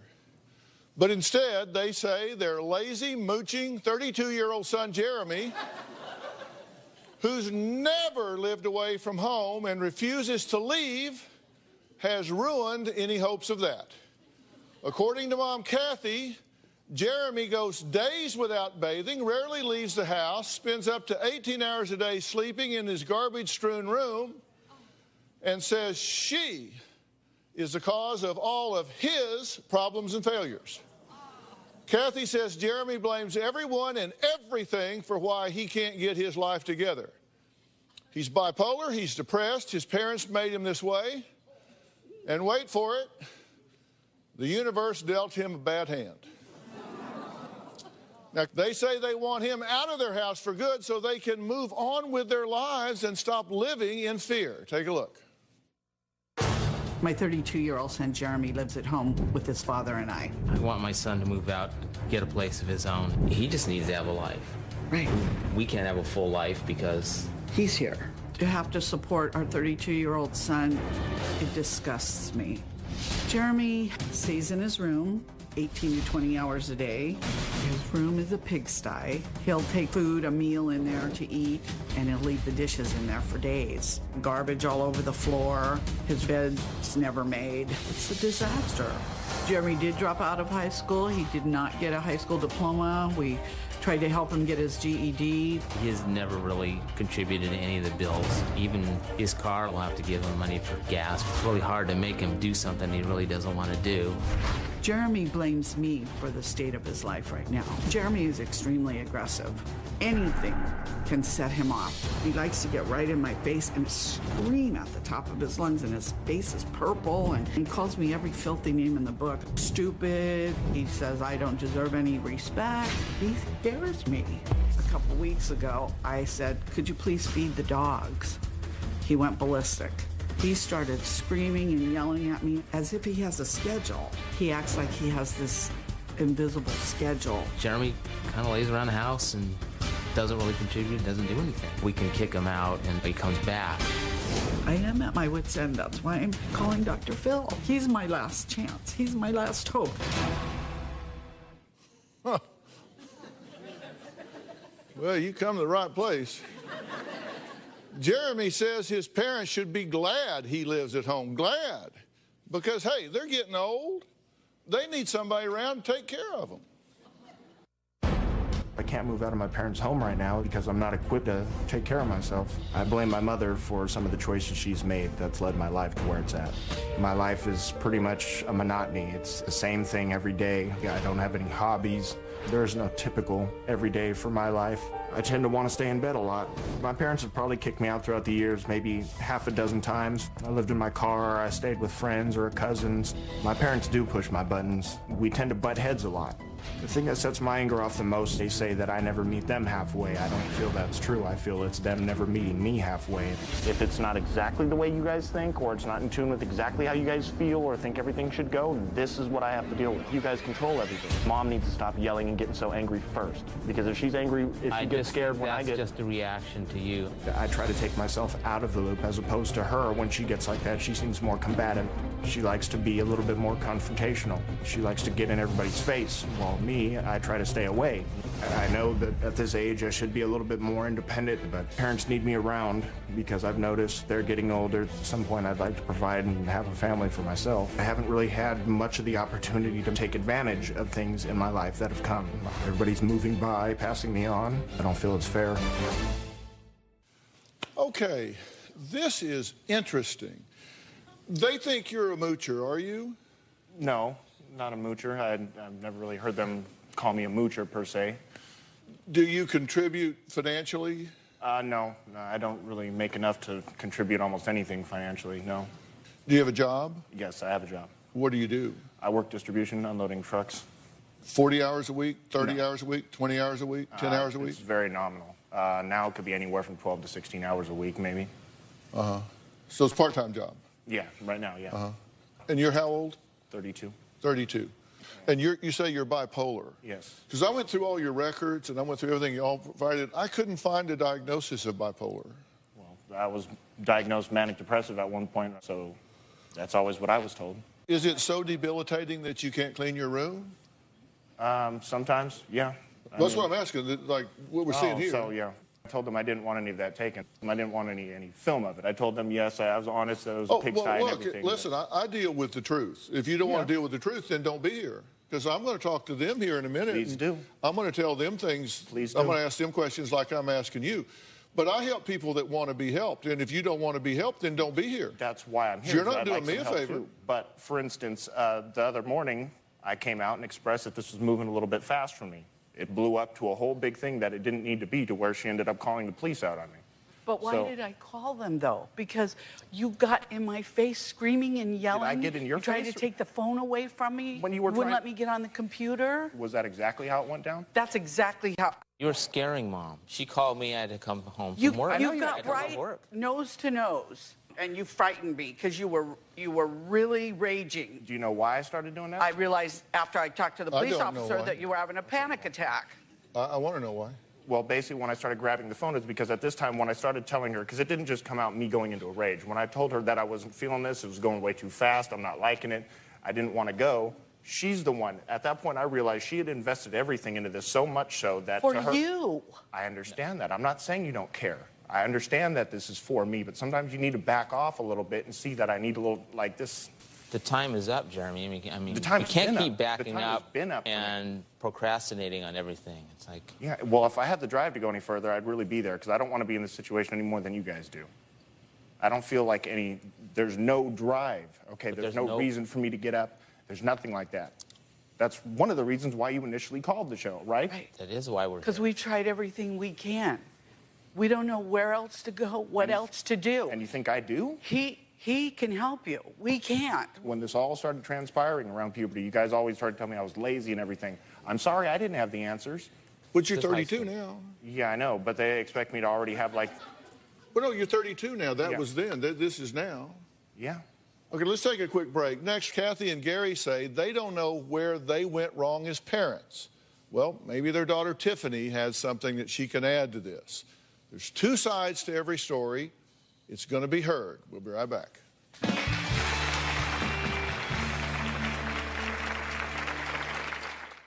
My parents enable my brother. He's 32 years old. He's never left home. My mom cooks the groceries. It's all here for him. If he needs something, you know, toiletries, it's provided here. They kick him out for like a day. I've said, don't let him back.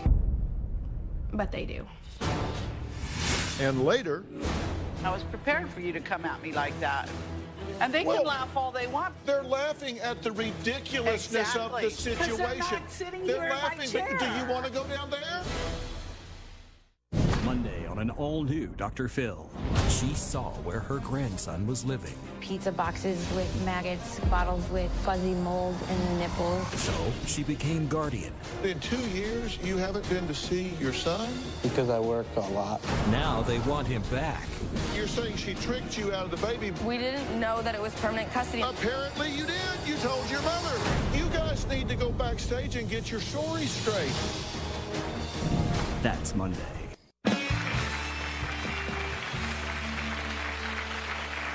Jeremy says he's bipolar, depressed, and suffers from a horrific lack of drive for life. His sister Tiffany says he's just using a multitude of excuses as a crutch, and frankly, their parents aren't helping the situation. She says they're as much to blame as he is. I'm 100% fed up with my brother treating my parents the way he does. I don't want to see this cycle continue. My brother's immature. A typical 32-year-old man is not still living at home with no responsibilities. Jeremy's unmotivated, irresponsible, disrespectful. I would never talk to my parents the way he talks to them. My brother can be a taker, and at times he's lazy. It bothers me that he's living here, and even though he doesn't make a lot in his part-time job, he doesn't contribute anything. A normal day for my brother entails getting up whenever he wants to, staying up as late as he wants, eating when he wants, eating as much as he wants here, not cleaning up after himself, going out on cigarette smoke breaks, and being on the computer. He's here using up the water. He eats them out of house and home. Food's not cheap. My parents enable my brother. He's 32 years old. He's never left home. My mom cooks the groceries. It's all here for him. If he needs something, you know, toiletries, it's provided here. Videos, computer access. I think they need to be stronger and give some tough love. They kick him out for like a day. I've said, don't let him back. But they do. These times when he blows up or when he's not contributing and paying his share, like, sorry, real life is you might have to be out. Well, Jeremy's family says he gives them every excuse in the book to explain why he can't get his act together and move out. But are they excuses or are they actually valid reasons? Take a look. Jeremy lives in the world of excuses. He's got an excuse for everything, and he accepts no responsibility for anything. Everything is somebody else's fault.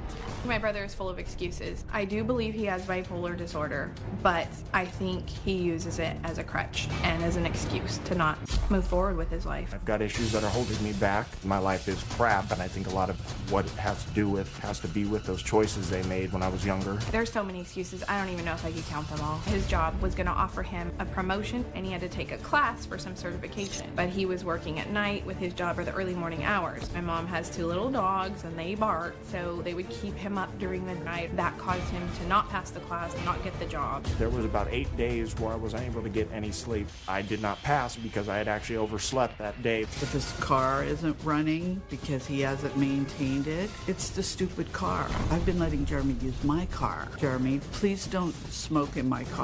Why are there ashes in my car, Jeremy? Well, they must be on my clothes when I get in the car.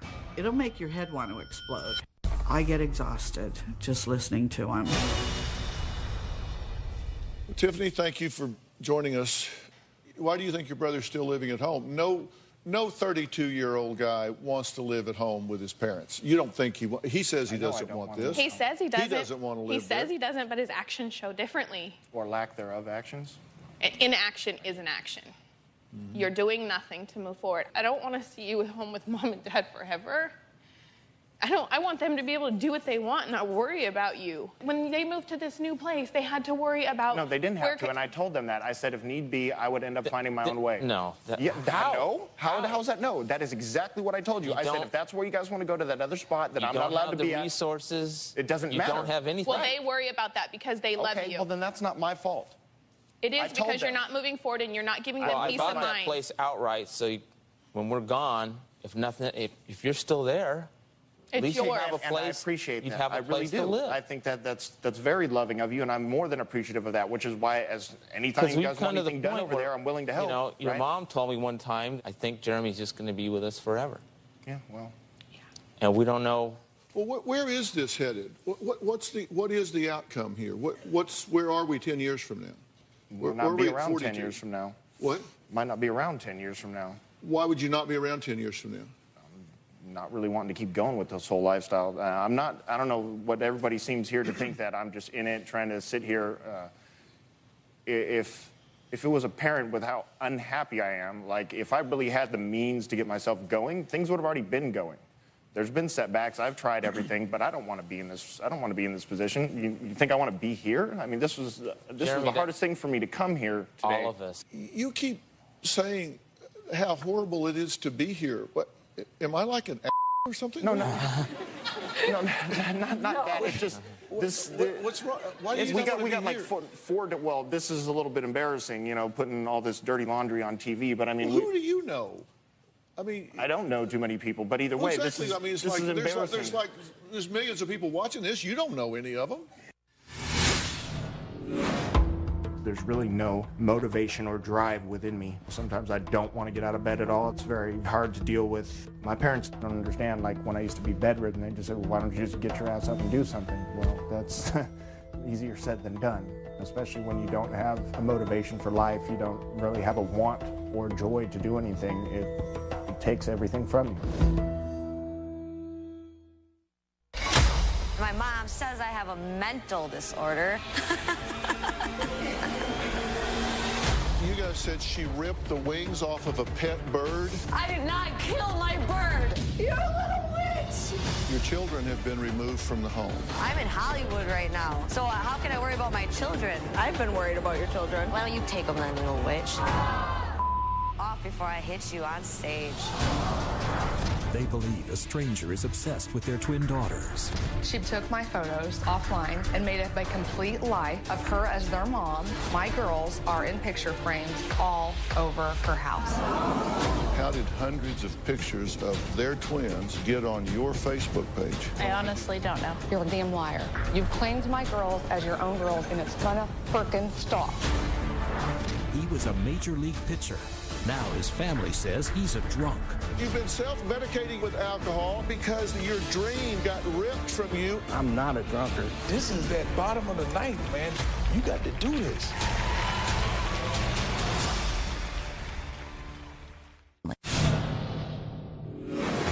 Jeremy's anger's getting worse as he gets older. When Jeremy gets angry, he gets in my face. He likes to get really, really close to me because he knows that it intimidates me and frightens me. He blames me. I am a trigger for Jeremy. His mood swings are a puzzle to us. One day he could be one of these rages, we're no good, we don't know what we're doing. He screams and yells. And then the next day it might be over and he wakes up and, hi, Mom, I love you, Mom. Almost like it didn't happen. To me, it's like a very bad domestic abuse situation, only it's mother and son. My greatest fear is that I'm getting older and weaker, and Jeremy's young and strong, and I'm afraid he might kill me. All these things I'm now seeing on the camera, none of you guys have expressed any of this to me openly. No. We walk on eggshells around you because you'll blow up, and why I don't confront you is because you live with Mom, and I have to protect them. Jeremy, you do blow up. In years past, when I was a younger woman and still working, we don't, but you blow and I up. used to go at it full tilt. I don't do it anymore because I'm trying to diffuse your rage. Even when I don't give it back to you, you don't diffuse. You just get worse. It's like you don't have an off button. And I'm button. scared of you, Jeremy. I'm older. And that's what I'm worried about. When you're at home with Mom and they're on, when Dad and I are at work, and it's always when he's gone. Yeah. But you scare her. If you guys want me out, say so and I'll be out. No. That's We've all done there is that to before. We It don't want doesn't to work. throw you out on the street. We want to help you move on with your life. Funny here. You don't get that? No, I do get that. The good news is, there is good news here. The good news for you is this is not a Jeremy problem. This is a family problem. That's why we're all here. And what you are is the squeaky wheel. You also blow up and you yell and scream and scare her. And I know she does the same thing and she argues with you, but you're a 32-year-old man. You don't scream at a woman like that. That's not okay. I don't care whether you live at home or you don't live at home. That's not okay. I don't care. So, and you do that, correct? Sometimes, yes. Yeah, that's not all right. You need to stop doing that. I know what's wrong with him. I know how to fix his issue. That's low-hanging fruit. I know how to change this. Seriously, that's a fixable problem. What I don't get is what the hell is wrong with you people? Really? I really don't understand what is wrong with you. Well, we don't either. That's why we're You here. were going to move into a retirement place, and you didn't because you couldn't take him with you? Yes. Yeah. Yeah, because we didn't know what would happen to him. We didn't want him to be out on the streets with no They won't do the tough love. They will with not do no means of support. I knew you were going to say that to us, and I was prepared for you to come at me like that. And they can laugh all they want, but if they were in our situation, I want to see which one of those mothers wouldn't do the same thing. Maybe there's some of you that would do tough love and throw your kids out, but I want to see how. I don't know them. Talk to me, not I them. know, They don't get a but vote. they're laughing. They're laughing at the ridiculousness of the situation. They're not sitting They're here laughing. in my chair. Do you want to go down there? No. Then talk to me. I am talking to Y'all you. talk. We go through tens of thousands of letters. You kick, fight, scratch to get here, and then complain about the chair. No, not at all. This guy does not want to be in the situation he's in. He doesn't. He don't want to be. Do you not think he would like to be making a good income, living in a nice apartment with a good car and a couple of girls on the? Of course he would. You know he would. He doesn't want to be living with his mother and dad, for God's sakes. He wants what you want for him. He just doesn't know how to get there. Inertia is a tendency for bodies at rest to remain at rest. Right. So he's stuck in this situation. You want out of this, right? Yeah. But take a break. Coming up, Kathy says that Kathy and Gary say Jeremy is the reason they were forced to give up their dream home and move into a mobile home. I say that is bizarre. I don't get that. So what are we going to do? We're going to talk about that when we come back.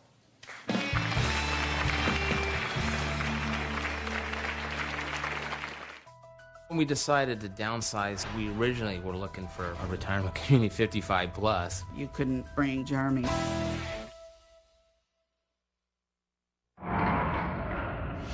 Thursday, Nick Gordon returns. Where you left money in the will by Whitney.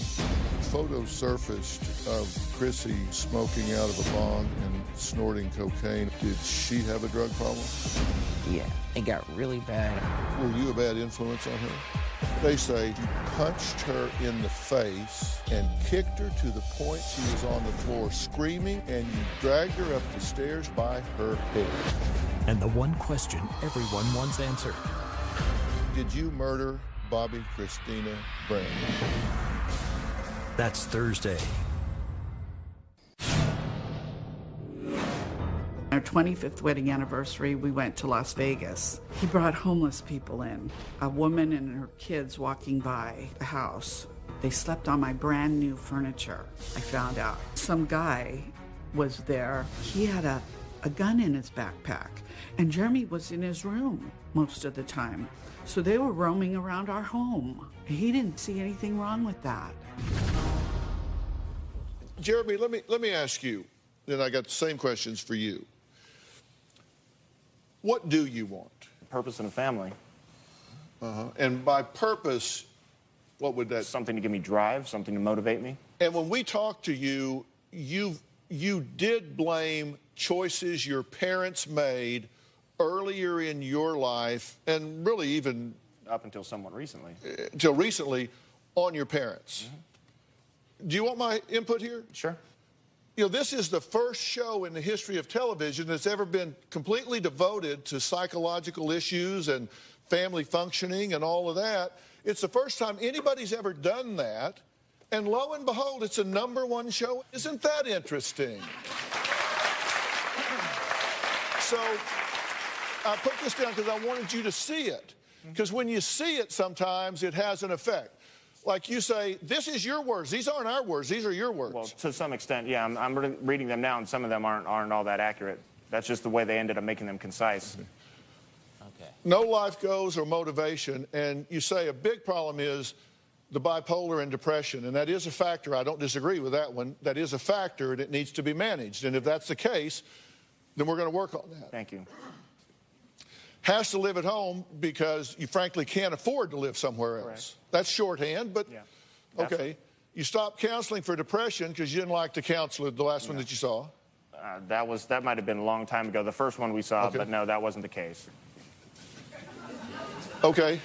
You stopped prescription meds because they didn't work. Correct. Okay. You can't leave the house because you don't have a car. You can't go out job hunting because you don't have good transportation. No, my car actually runs. The thing is I have problems with the rotors and brakes to where they don't want me driving it because they feel it's unsafe, which is why, in turn, they let me use their car. You can't drive an unsafe car, Gary. Why can't I drive it? Because it's unsafe. Says you, but I'm the one who drives it. You're the one who says it's unsafe because it makes a little noise. Who doesn't drive a car that makes noise? You quit jobs because you felt overworked? No, there was a job in question that they're probably referencing that to where I had worked 13 days. This was a long, long time ago. This was one of the second job I had when I was a busboy. I had worked like 13 straight days or whatever towards the end, and I was pretty much, I got fed up with them. Okay, no girlfriend in 10 years because your mom kind of wrapped that one up for you. That's not the reason why I haven't had it, because she ruined the relationship. I just haven't had a girlfriend in 10 years. That's not because she ruined the last one, though. Okay, can't contribute financially because you work limited hours. Correct. How about getting a second job? Well, that's the motivation factor I'm lacking. I haven't really wanted to look. The last time I tried looking for work, it took me quite a few years to find something. In the meantime, I was taking care of my grandmother at that time, which is okay, really remember what he just said. Okay? Okay, can't get job making more money because mom's fault he didn't finish school. Again, that's not really accurate. The reason I had a promotion that was almost set up for me where I was taking classes for a certification, she had just recently lost her job and was depressed at the time. There's a little bit more backstory to it. She wouldn't get up answering the door. There were family members coming by to check on her. They're knocking on the door, loud as can be. You're right in the living room watching TV, but oblivious to the door. The dogs are barking. You're still not getting up, saying anything. I'd have about 10 minutes sitting there listening to this while I'm trying to rest, that I'd finally just get up, a little bit like angry and say, you know what, answer the door. But then at that point, I can't go back to sleep. What time of day was that? During middle of the day. During the day. People come to houses. Right, but if she's home, don't act surprised. It doesn't matter. She's home. I'm supposed to be trying to sleep. But I got the backstory now. You said you failed the job placement test because your mom's dog was barking and disturbed your sleep before the test. That's actually what I was referring to the whole time. But it wasn't just that cut and dry. That makes it look like it's just some asinine thing, but that wasn't the case at all.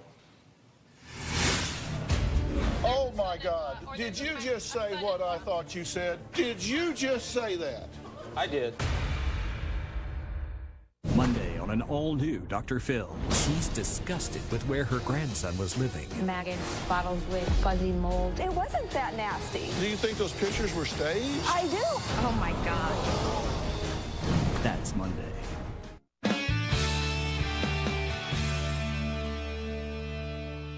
You can't move out because they need you at home.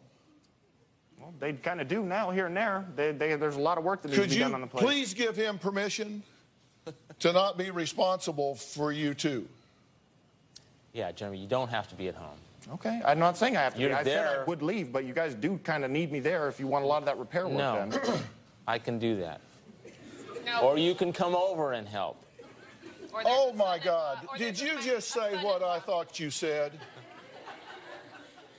Did you just mitigate? Well, I said he thinks he needs to be. The reason that he's staying at home is because he thinks you need him to fix things around the house. No, and I said, give him permission that he doesn't need to be there. And you said, no, you don't need to be there. Well, you could come over and fix stuff.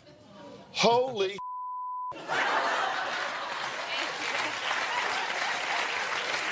Yeah, I'm quite capable of managing the house. Did you just say that? I did. We want him to have a life of his own. Apparently not. You see why we need your help, Dr. Phil. Life is a mess because universe dealt a bad hand, can't control anger because parents won't listen, blows up at mom because she loves sister more than him. And Jeremy, do you really believe that last one? That I love No, sis more but than I you? do feel Well, then she's why kind did of you got. say something like that? She has kind of gotten a little bit more of the opportunity, No, and she it's hard. took advantage of the opportunity she's the afforded perfect her, child. and Yes, you did we not- understand She's not that. perfect. None of us are perfect. Somewhere we went wrong, and we don't know where. We don't know what. We don't know. Where. Somewhere? We don't know what happened. We went wrong. We don't know where. Maybe trying to put me in the same path she went. To motivate you to make something We're out two of yourself. completely different people. At what point do you become accountable? I'm always accountable. I tell them if they want me out, all they got to do is tell me, and I will go. He does say that, but we don't know how he'll support himself. That's why we're here, because they won't. No, they have before. No, and they don't let you stay out. Well, yeah. Try living on We your need own for your 11 help. months. Desperately. When you don't have the means to? I made decisions to not get myself Right. in that 'Cause position. When you're gone, Jeremy, when that happens, that's real privilege, then your huh? mom is fretting. Where is he? What's happening? That's not my Is he concern, then, is cold? it? No, I'm talking about your mom. That's why, I always give in. Because And I tell her don't eat, that- I don't sleep, I'm sick. I make myself sick. I know I'm enabling. I know I'm wrong. I need. And she can't I stand it. need your So- help. I can't. I know a lot of it is my fault. I understand that. I just don't know what to do. If we make him leave as we have in times past, I can't make it stick because She's he's out on terrified the that something's streets. gonna I'm happen to terrified him. something bad's going to happen to him. Do you threaten them with that? No, I don't threaten them with that, but I mean, at Well, certain you just ti- made a veiled threat a few minutes ago. It's emotional extortion. Maybe so, but that's really manipulative. I mean, you made a Okay, veiled well threat. then- You said, well, I may not even be here. And you have said that to me Yeah, numerous that times. was one of the reasons you really started going on the show, because I do feel that way. I don't have a drive. I don't feel any. I don't know where to go with anything. I don't know how to get my first foot forward. I don't know what to do. I'm at a complete loss. I'm going to tell these people the truth as I see it, and we'll see who wants to make a change and who doesn't. We'll be right back.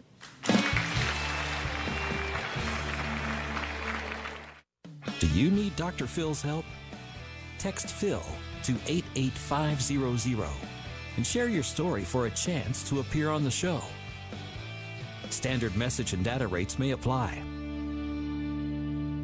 We have a lot of fun here in the studio audience. If you're going to be in the Los Angeles area and you would like free tickets, go to drphil.com and click Be in the Audience, or you can call 323-461-PHIL. That's 323-461-7445. Look, Jeremy, your parents are not perfect. But you're not a perfect son. Far from it. That has kind of a symmetry to it, doesn't it? Yeah. Listen, Kathy, Gary, I want you to do something for me. Both of you come with me. Now, you see this? It starts at 0. Mm-hmm. And think about this as your life timeline. And I want you to come stand on your age. Oh, in front of everybody? Yeah. Thanks a lot. Stand on your age. Okay. You happy now? I want you to look over your shoulder and see how much is behind you. Wow. Quite a bit. Now look how much is ahead of you. Yeah. Well, hopefully it'll go past the end of that. Yeah, hopefully my ass. This is That's not life right. expectancy. I don't like this. Got it. Now you want to spend this the way you're spending it now? No. Not at all. Think about this. That's it. That's behind you. That's ahead of you. Burn this in your brain. Because you don't want to be down here saying, you know, that day we went on Dr. Phil, he tried to tell us, don't waste this. And we didn't listen. Okay. Let me make these wonderful years. In front of us. You've earned them.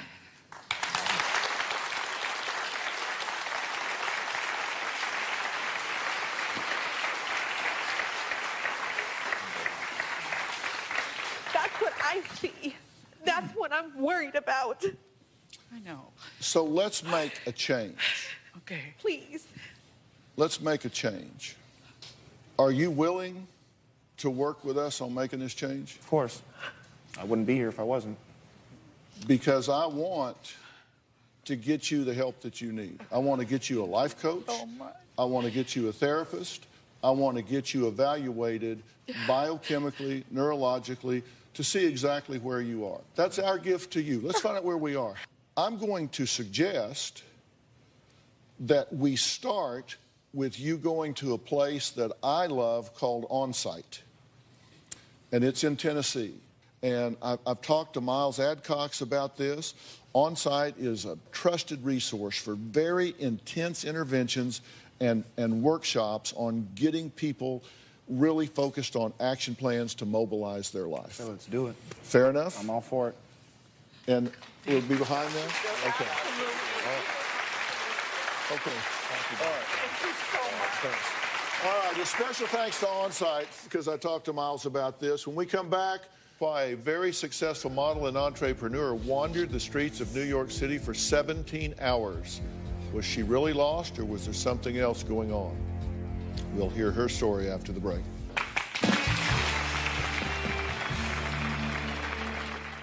Ready to get real? Go to drphil.com for advice on relationships, parenting, finances, and more. Plus, weigh in on your favorite episodes, share your stories, and find support in the Dr. Phil community. When you sign up for the community, you will automatically be subscribed to the Dr. Phil Show newsletter. Log on to drphil.com today. My next guest is a well-known supermodel, celebrity chef, restaurateur, and lifestyle expert. Nothing slipped by her until one day the news came. She was diagnosed with Alzheimer's. With the help of her husband, Dan, she is determined to stay happy. Here's her story. If you have Alzheimer's, it doesn't just go away.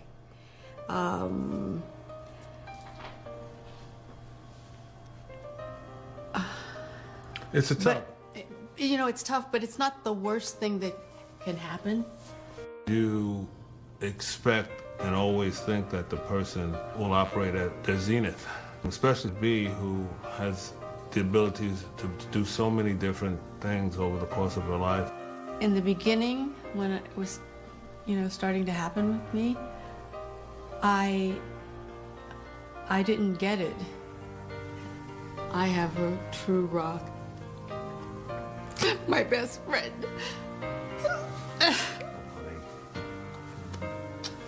When you think about Alzheimer's, we've got to put a line in the sand and make a difference. I'm believing the one rule. If it could help one person, then it's worthwhile. Well, joining me is B. Smith, her husband Dan, along with my good friend Dr. Frida Lewis Hall, Chief Medical Officer of Pfizer. So welcome, everyone. Thank you. This is my new best friend. Well, let me tell you, she is our best friend as well. We just love it when she is here. So, B, what is the most difficult thing for you in your daily life? The most difficult in my daily life, I have a tendency of sometimes doing a little too much. And Sweetie has a problem at times. She, remembering things, which is part of the journey that we're on. Dr. Frida, what does it mean when you're diagnosed with Alzheimer's? Being diagnosed with Alzheimer's means you've been diagnosed with the most common form of dementia that you're likely to experience, as Dan mentioned, memory loss, loss of thinking and language ability, changes in personality and mood, and that is severe enough that it has an impact on your ability to manage your daily tasks. It also means that you've been diagnosed with a disease that is both progressive and irreversible. Are the things that trigger this? We really don't understand the cause completely yet. What we do believe is that genetics is at play, and we believe that because we know that people who have parents or siblings with Alzheimer's, they're more likely to get it. Yeah. Are there other risk factors besides the genetics? There are two major risk factors. The first is age, and the second is gender. So if you take 85-year-olds, for example, 1 in 3 persons at that age have Alzheimer's. Oh, really? And the risk is higher for women. About 2/3 of the people that have Alzheimer's are women. Is that right? Yes. What's been the scariest moment? Scariest moment for me was a normal bus trip that my wife would take from our home into Manhattan, and she got off the stop before the last stop, before I would meet her. And for 17 hours, she walked up and down the streets of Manhattan in 35-plus degree weather while it was raining, sleeting, and snowing. Wow. Unbelievable. Doctor, what are some of the warning signs? Memory loss and personality changes, poor judgment, forgetting things, asking the same questions over and over and over again. Will you see mood changes as well? Many times you see mood changes and what we call mood lability, feeling happy at one moment and then changing very quickly. Well, being a caregiver certainly can be tough. So what should people in that role do? So caregiving is really tough. So the first thing is keep tapping into courage, to faith, to love, to patience. A lot of times caregivers feel that they should do everything and they feel guilty if they don't. Yes. They have to take care of themselves. That is so very important. Ask others around them for help. That's critical. And then the third thing, make sure you stay on top of new advances in the disease around new research, new management, new resources. All of those things are important to really stay in pace with. And of course, we say that there's a good start to get that information on gethealthystayhealthy.com. I want to add one other thing because we didn't really talk about this. We have to have people more aware. We have to have people involved in clinical trials. It's really important. I just want to congratulate them for picking that up on top of everything else that they're dealing with. Dr. Phil, I've learned people need to talk to people, that getting advice or counseling or therapy is not something to shy away from or to be shunned. That's what Alzheimer's is for many people. The only way that we can make this thing go away is by talking about it and not being ashamed of something you have no control over. Yeah. And B, you're completely comfortable talking about it, right? I am.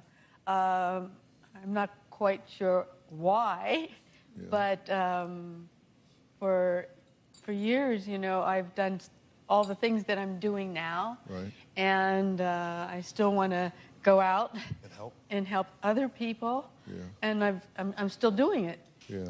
Well, you two wrote a book about your true love, family, dedication, and hope, and it's creating awareness of Alzheimer's with the goal to one day beat this deadly disease. We can, and we will. And we want everyone in the audience to get a chance to read it for themselves. It's called Before I Forget, and everyone in the audience is going to go home with a copy of Dan's book. So congratulations on that, and thank you for taking the time to do that. And you should be really proud of this book, B. I really hope you are. I really hope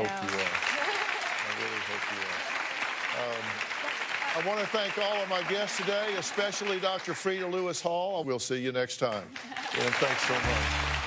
Thank you so much. Thank you so much.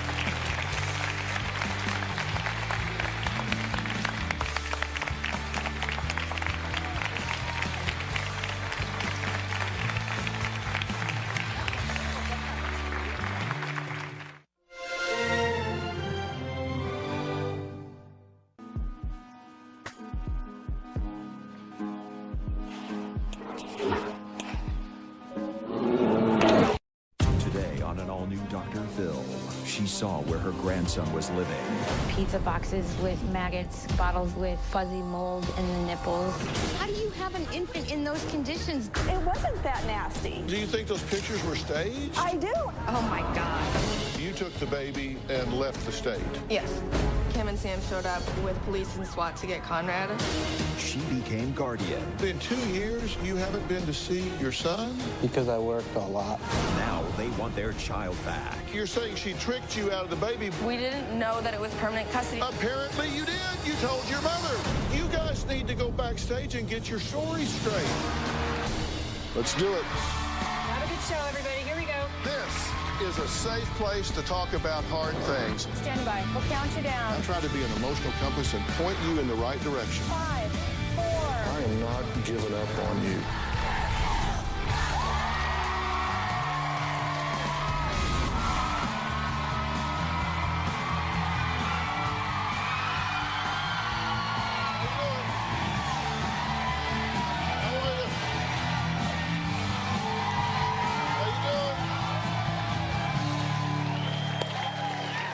You know, Conrad was an adorable baby boy with sparkling brown eyes, an adorable smile, and a playful personality.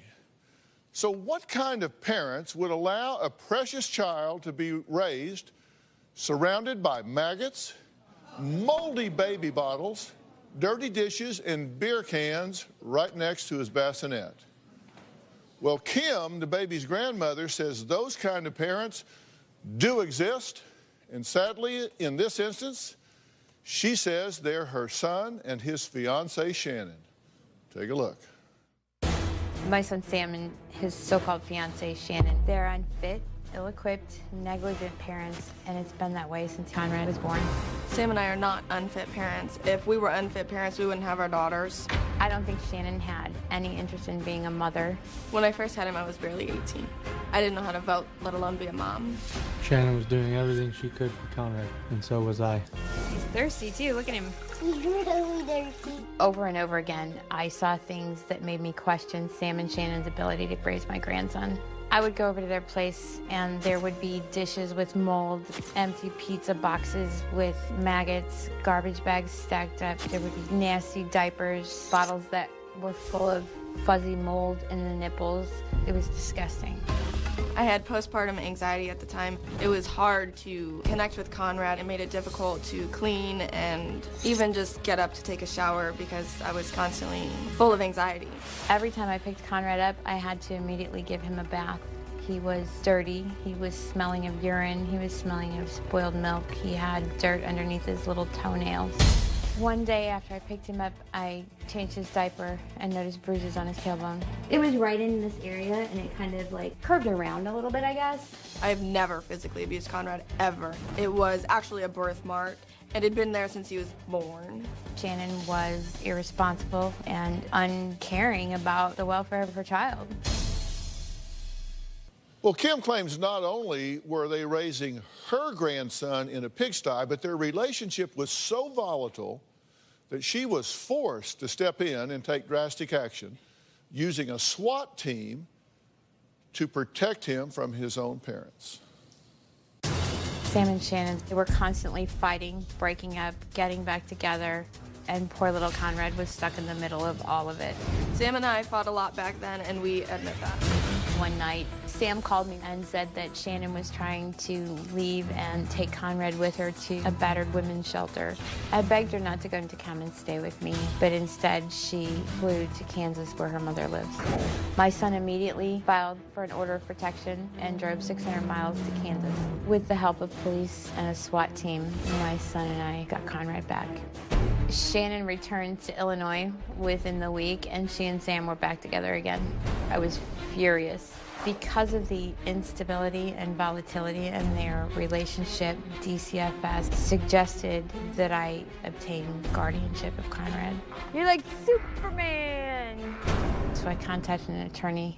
After all of that, Kim convinced us to sign over guardianship to her, or Conrad would end up in foster care.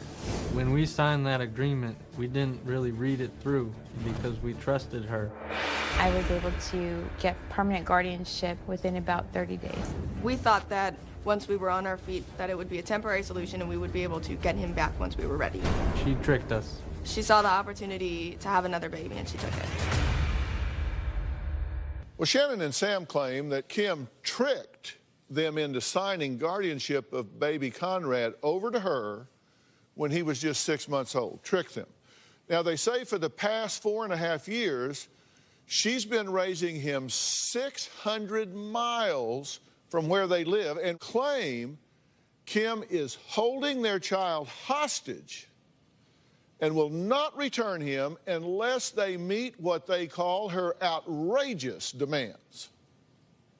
In a nutshell, Kim hates me, and I hate her just as much. A month after I had Conrad, Kim tried to control every aspect of me being a mom. I felt like someone needed to step up and take care of this innocent baby. And if that meant I was being controlling and overbearing, then so be it. She attacked my parenting style. She didn't like the diapers I used. She would come over and bathe Conrad because she said that I wasn't capable of doing it right. She told me that I wasn't able to breastfeed him. She said that my breasts were too small to breastfeed. This is the most ridiculous thing I've ever heard. Kim was constantly butting into our lives. She would show up to our house unannounced. If she came in and she saw that the dishes weren't clean, Kim would threaten to evict us. Kim said that our relationship was garbage, but Kim didn't help because she was always stirring up drama. She had neighbors watching the apartment to let Sam know if I had people over. This always started fights. He always was questioning whether or not I was faithful because of it. The night that Kim and Sam showed up with police and SWAT to get Conrad, I was stunned. It was happening because Kim was angry that I had broken up with Sam. After all of that, Kim convinced us to sign over guardianship to her. Kim took advantage of us. She made sure the situation worked out in her favor. She was proud to say that she wasn't the mama anymore. I resent her more than I've ever resented anybody in my life. I don't ever, ever, ever want to see Kim again. You guys say that this woman tricked you into signing away your child at 6 months of age. Yes. And now is holding this child hostage unless and until you meet some outrageous formula that she's come up with before she gives him back. So she tricked you into it, is holding him hostage, pending some outrageous hill that you have to climb that would be virtually impossible to climb. Basically, yes. But now, weren't you telling us, and I listened to it on tape, weren't you telling us that, in fact, you didn't think you were a good mother at the time? I didn't think that I was ready or knew what I was doing. I was 600 miles away from my mom, so I was basically lost on how to take care of a baby. Okay, so that's a yes. Mm-hmm. You said you were suffering from postpartum anxiety. Yes. Not depression. Right. But anxiety. And you couldn't get off the couch, you weren't motivated, you weren't taking care of the baby. No, he was taking care of everything else that I didn't take care of.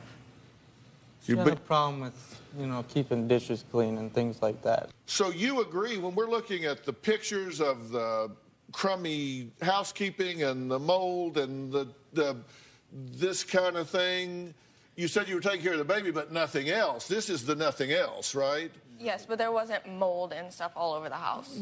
Well, not all over the house, but there are pictures of mold here.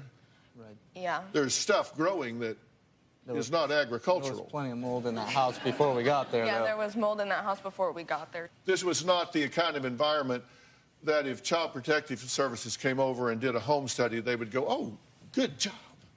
Probably not. They would look at that and go, oh, come on. Probably not. Right? You're right. And to your credit, you recognized that you were behind the curve. And you said, can you help us here temporarily? Yes. So it wasn't that she kidnapped the child, absconded with the child. You actually asked her to take the baby. Yes. Okay, all right, next. Kim says Shannon never wanted to be a mother.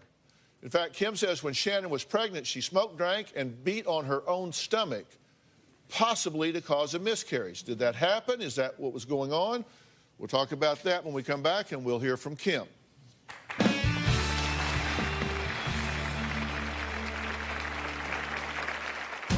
Throughout her entire pregnancy, she did not want to have that baby. Sam told me that during one fight, Shannon was beating on her stomach, trying to, I would assume, miscarry. I never tried to hurt my unborn child while I was pregnant. Kim made that up. tomorrow on an all-new Dr. Phil. Human remains found in a recycling bin. Accused of killing a mother of 3. I remember saying to myself, I'm not surprised. His ex-girlfriend speaks out. You say he choked you. The exclusive interview. He left behind a blanket. My daughter sleeps with that blanket. The shocking photo. Do you know if that's the only time he ever put on your undergarments? Plus, she stared serial killer Ted Bundy in the eye. He said, I'm going to kill you. That's tomorrow. It's been 2 years now since Sam has seen his son. Sam and Shannon have never sent a birthday card, a Christmas card, a phone call on his birthday, not a gift. There's been nothing like that. Kim does everything she possibly can to make sure that we are unable to bond. She won't let me video chat with him. Kim made a stipulation that we have to visit Conrad once a month. We live 600 plus miles away. It's incredibly difficult to visit once a month. There has been a few times where we've made the trip to go see him, and she didn't allow it at all. I've never turned down a visit. Kim is trying to make it difficult for me. She purposefully sabotages my relationship with Conrad. Well, Shannon actually wrote to me because she says her future mother-in-law stole her son when he was just a baby and refuses to give him back. We've actually talked about that, and I don't think he actually stole him, although that's how it was kind of characterized. Kim says Shannon doesn't deserve to raise him because she's been an uninvolved mother who, when she was pregnant, talked about taking a hanger and ending her baby's life. Shannon was a horrible mother even before she gave birth to that little boy.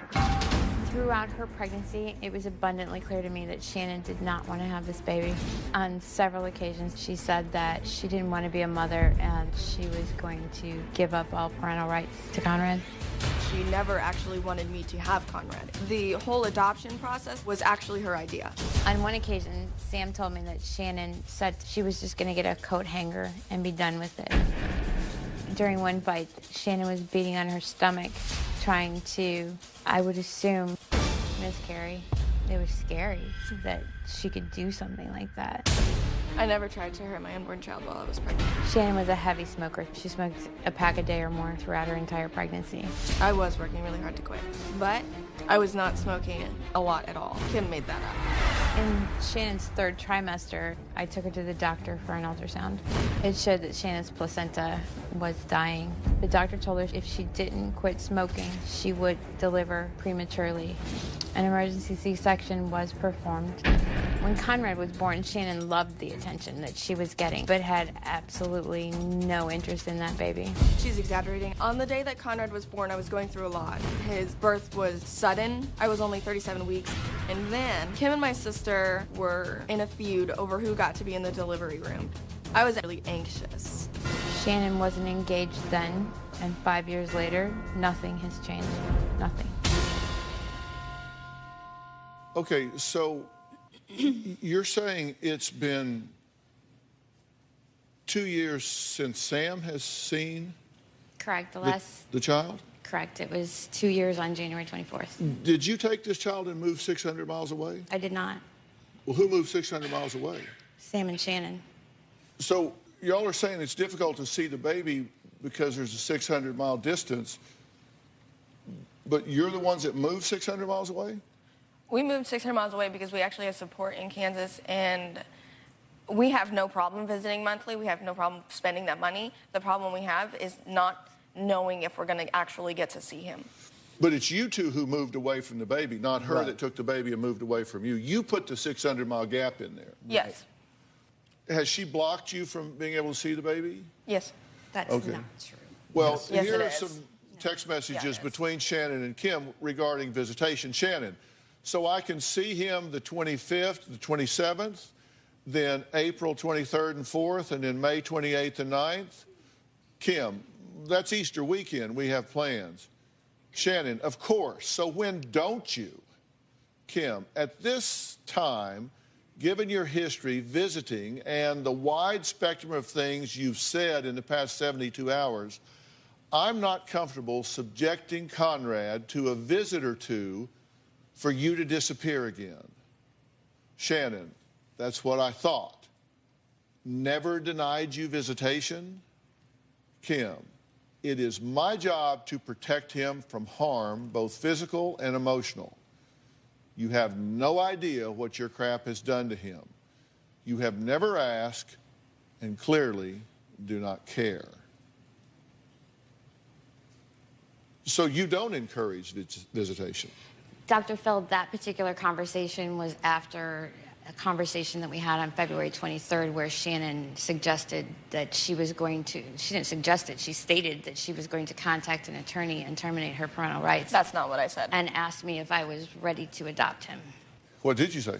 I said that we needed to come to some form of permanency for him because we've been doing all of this for almost 5 years now. Did you not say you're going to contact, you were considering contacting an attorney? I said I was considering it because I want some permanency for him. I would prefer that permanency was with me, but it's not about me. So when you say that to me and then a week later you say you want to see him 3 weeks in a row, that's of course I'm going to, in a row. Or 3 different weekends. And given your history of popping in for a visit and then not coming, not hearing from you for 6 months or a year. Why have you not seen him for 2 years? Because I work a lot. Oh, Sam. If he had some sort of certainty that he was going to get to see Conrad, he'd probably visit more. Probably. I would definitely visit more if I knew I would be able to see him.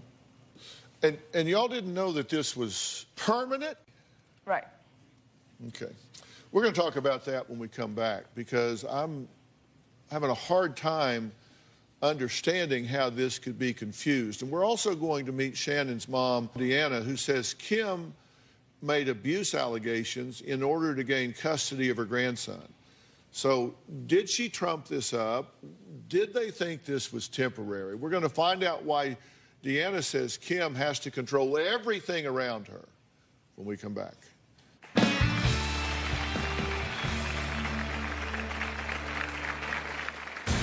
When the police came to my house, it was completely ridiculous. Officers had their vests and their guns, and they were prepared to storm the door. The SWAT team was not at my request. It was absolutely not necessary. My mom says I have a mental disorder. You guys said she ripped the wings off of a pet bird? I did not kill my bird. You're a little witch. Your children have been removed from the home. I'm in Hollywood right now, so how can I worry about my children? I've been worried about your children. Why don't you take them then, little witch? Off before I hit you on stage. They believe a stranger is obsessed with their twin daughters. She took my photos offline and made up a complete lie of her as their mom. My girls are in picture frames all over her house. How did hundreds of pictures of their twins get on your Facebook page? I honestly don't know. You're a damn liar. You've claimed my girls as your own girls, and it's gonna frickin' stop. He was a major league pitcher. Now his family says he's a drunk. You've been self-medicating with alcohol because your dream got ripped from you. I'm not a drunkard. This is that bottom of the ninth, man. You got to do this.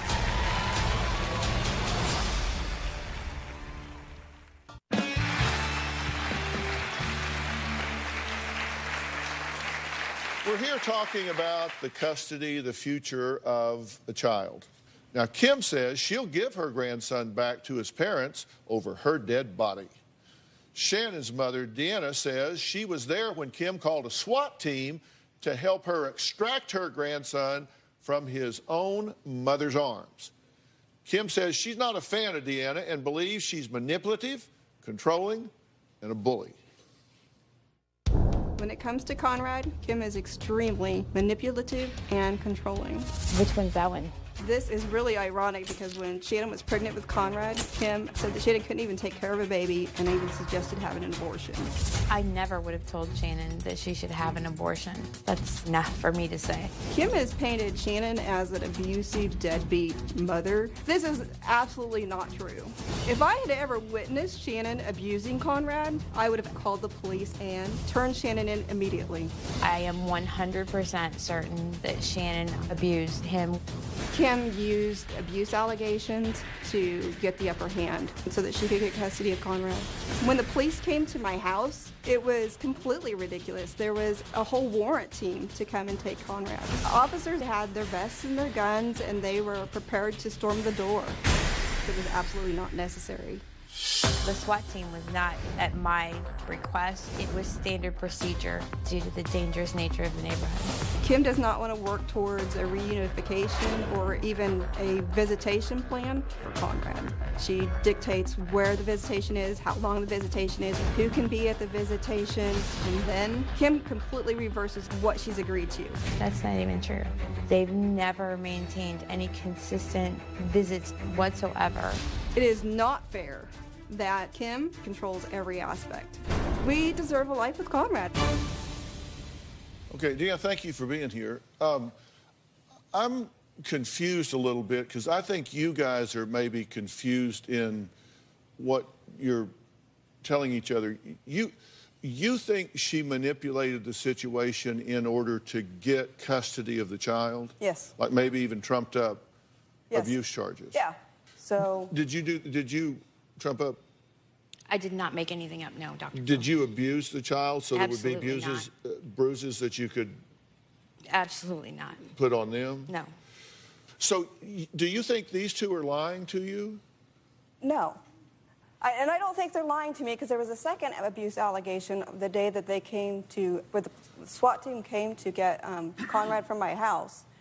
And the sheriff officers were inside my house, and they took, as Shannon put Conrad into the car seat and got things ready, they played with Conrad.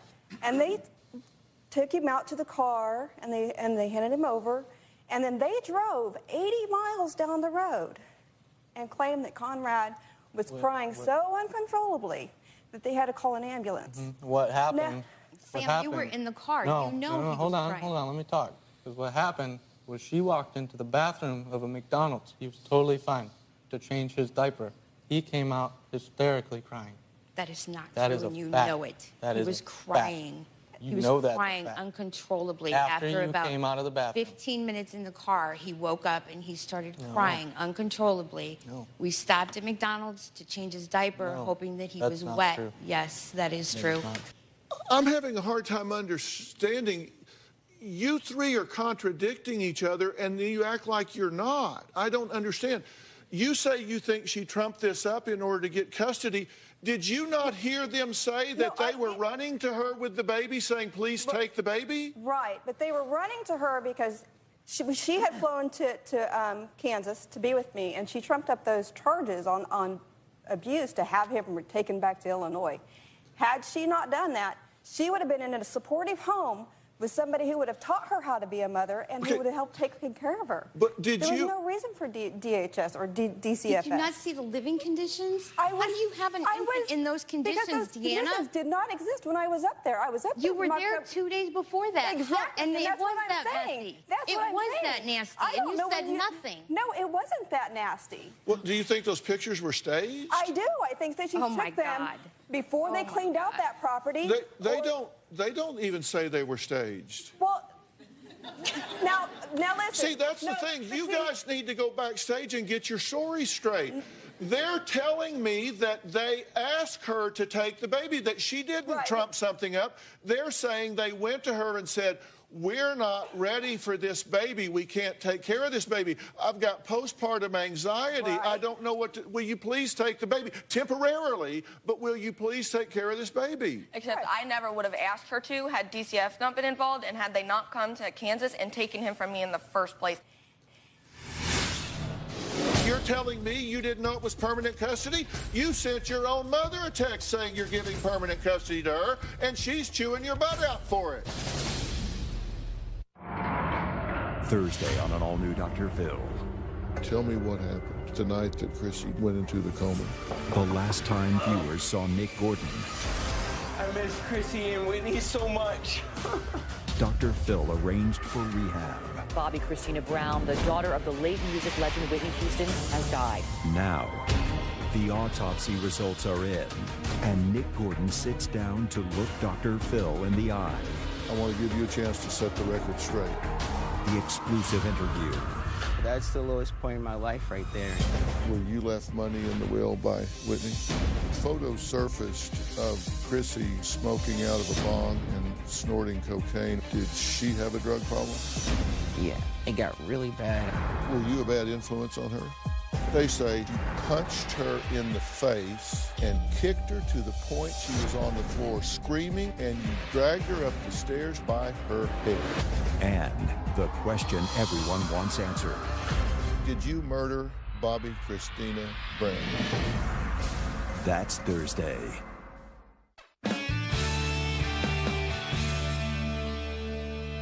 There was an appearance and consent to guardianship that were signed by Sam and Shannon on 11/8/2011. Sam and Shannon claim they were tricked into signing over guardianship, but here is a document that shows both of their signatures on the appearance and consent to guardianship. An entry of an order of guardianship as prayed may be made by this honorable court. Okay, now both of you signed that. Yeah, but the fact that we gave her guardianship is not what we are saying we were tricked into.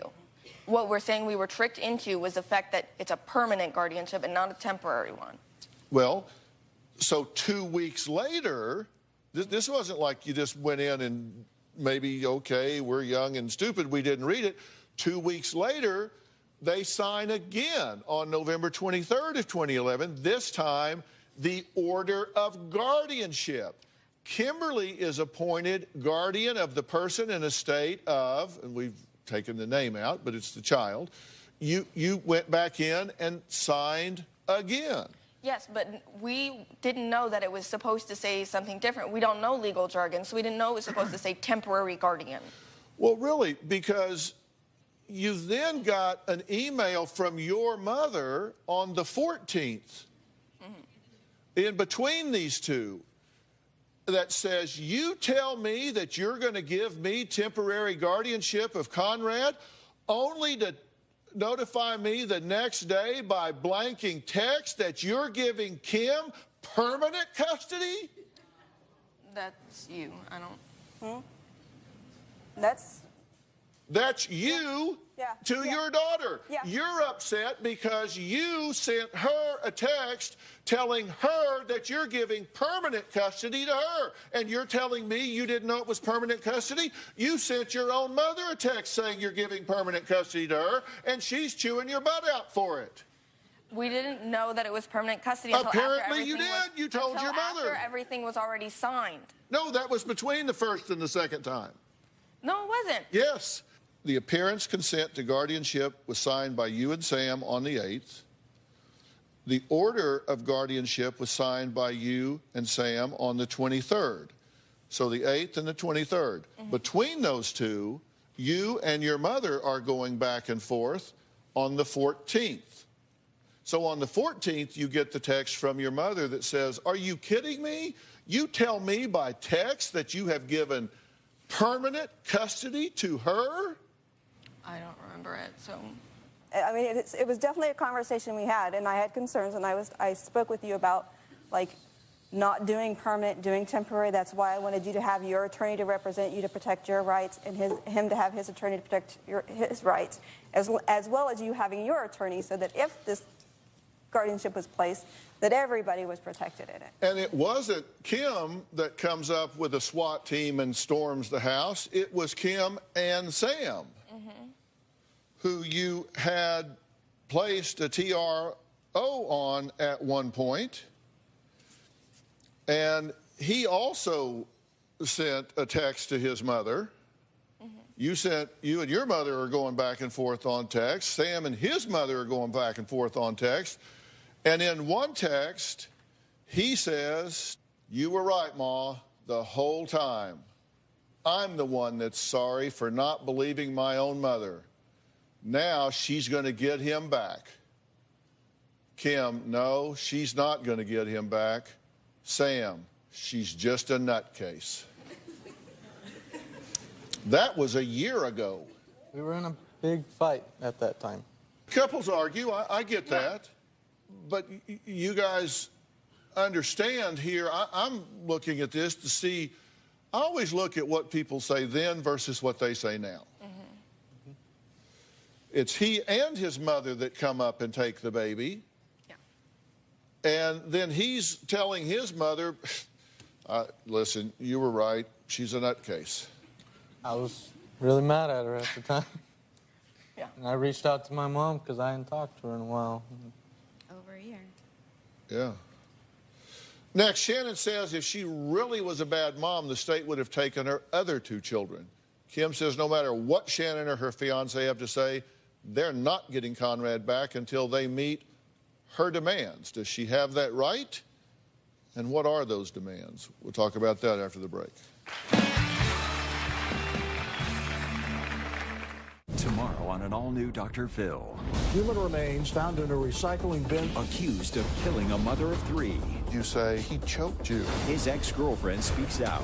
He put on your undergarments? That's tomorrow.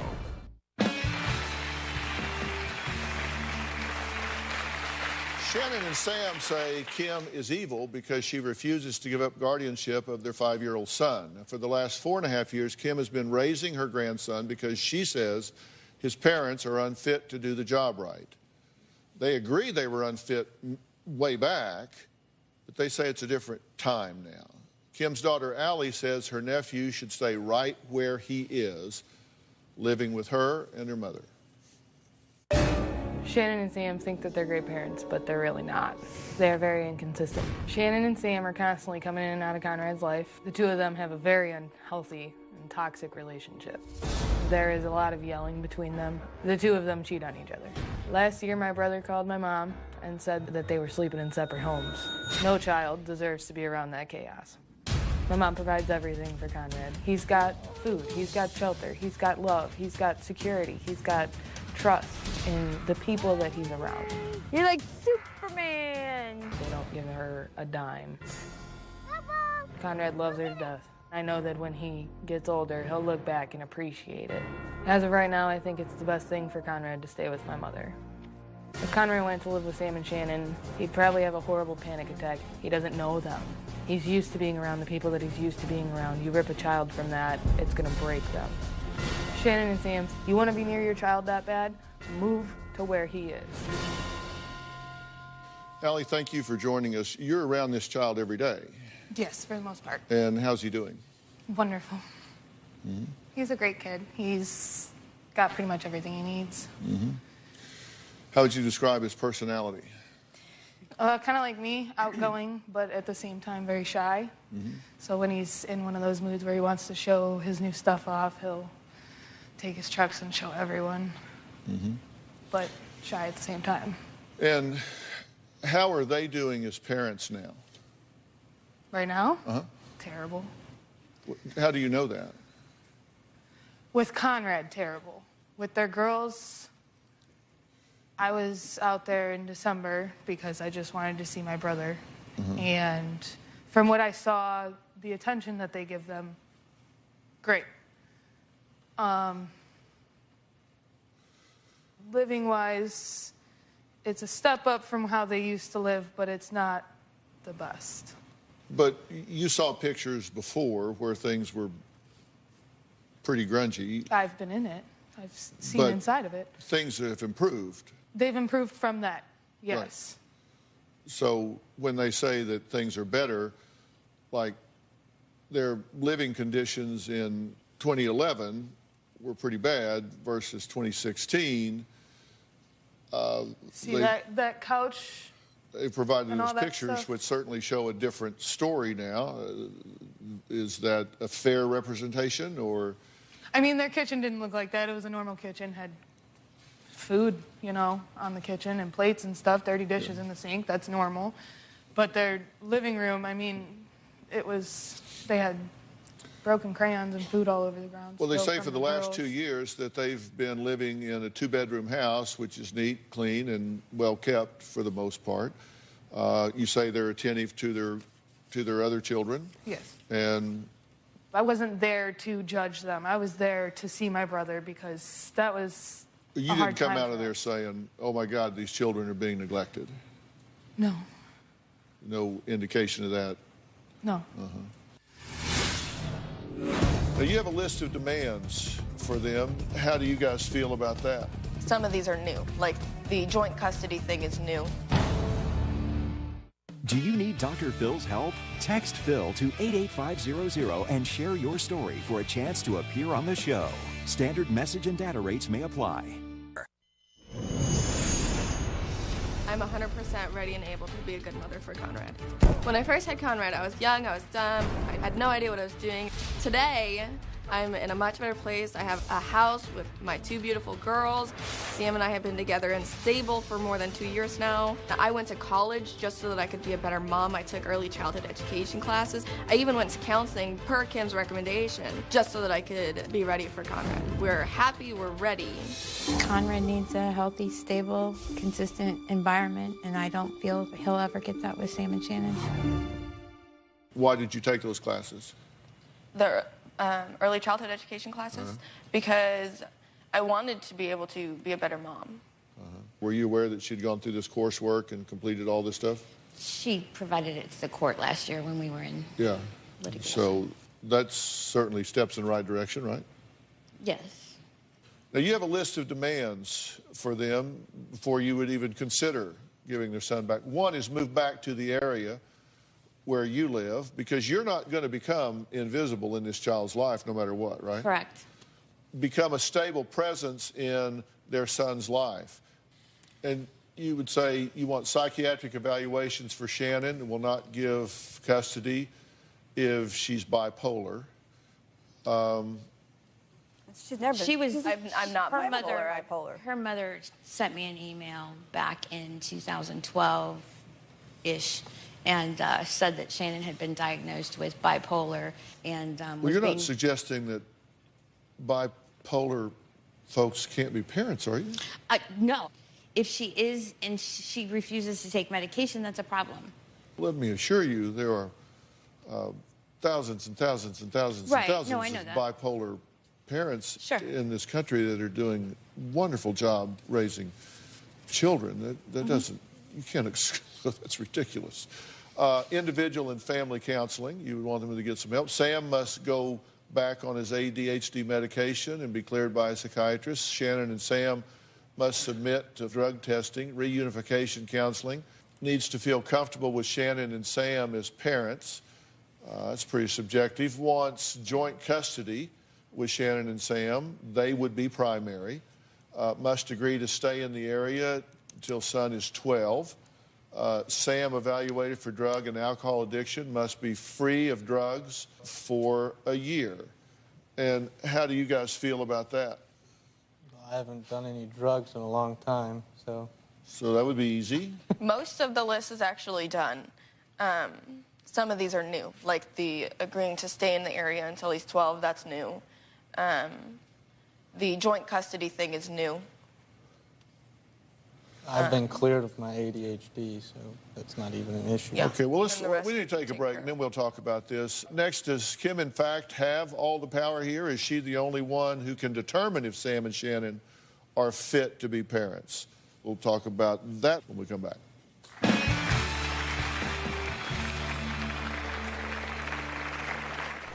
Sam and I have been engaged for a long time. We do not want to have a wedding unless we have Conrad back with us for good. The whole point of getting married is to start your family, and we can't do that without our entire family. I would definitely like for my mom to be at the wedding. I don't want her in the same state as me, let alone my wedding. If they get married, all hell's gonna break loose. They've been saying they were getting married for 6 years now. They won't get married.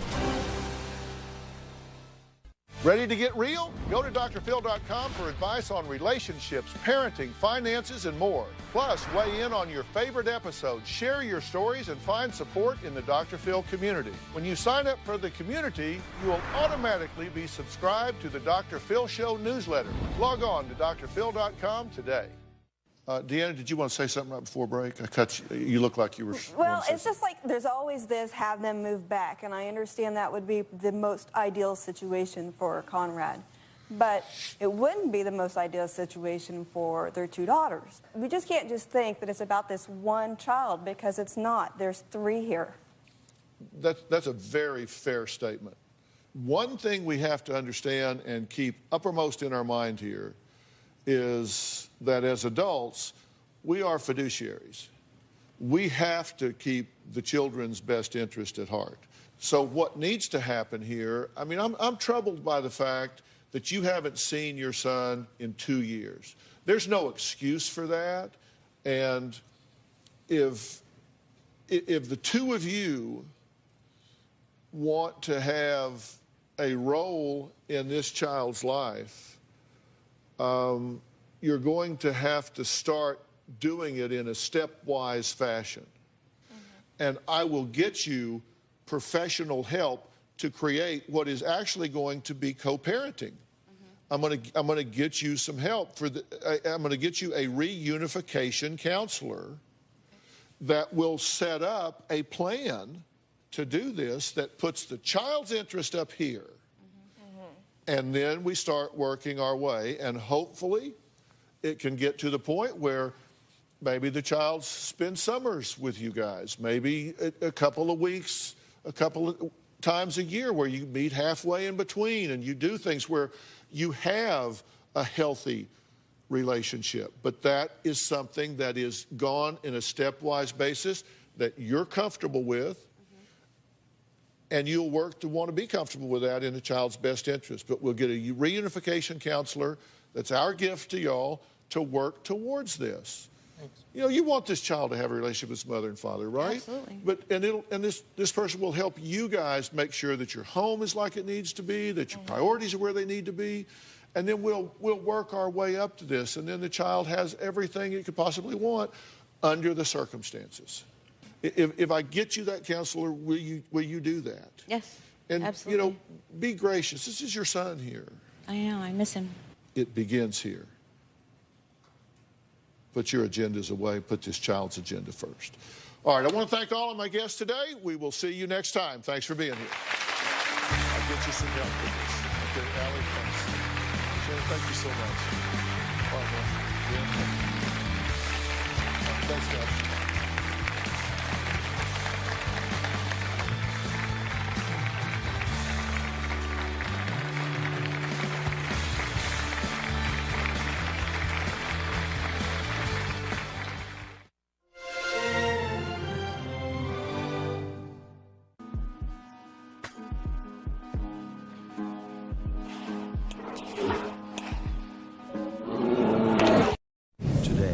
New Dr. Phil. Human remains found in a recycling bin. The man accused of killing a Seattle mom. I remember saying to myself, I'm not surprised. His ex-girlfriend speaks out. You say he choked you. He put his hands around my throat and squeezed. The shocking photo. Do you know if that's the only time he ever put on your undergarments?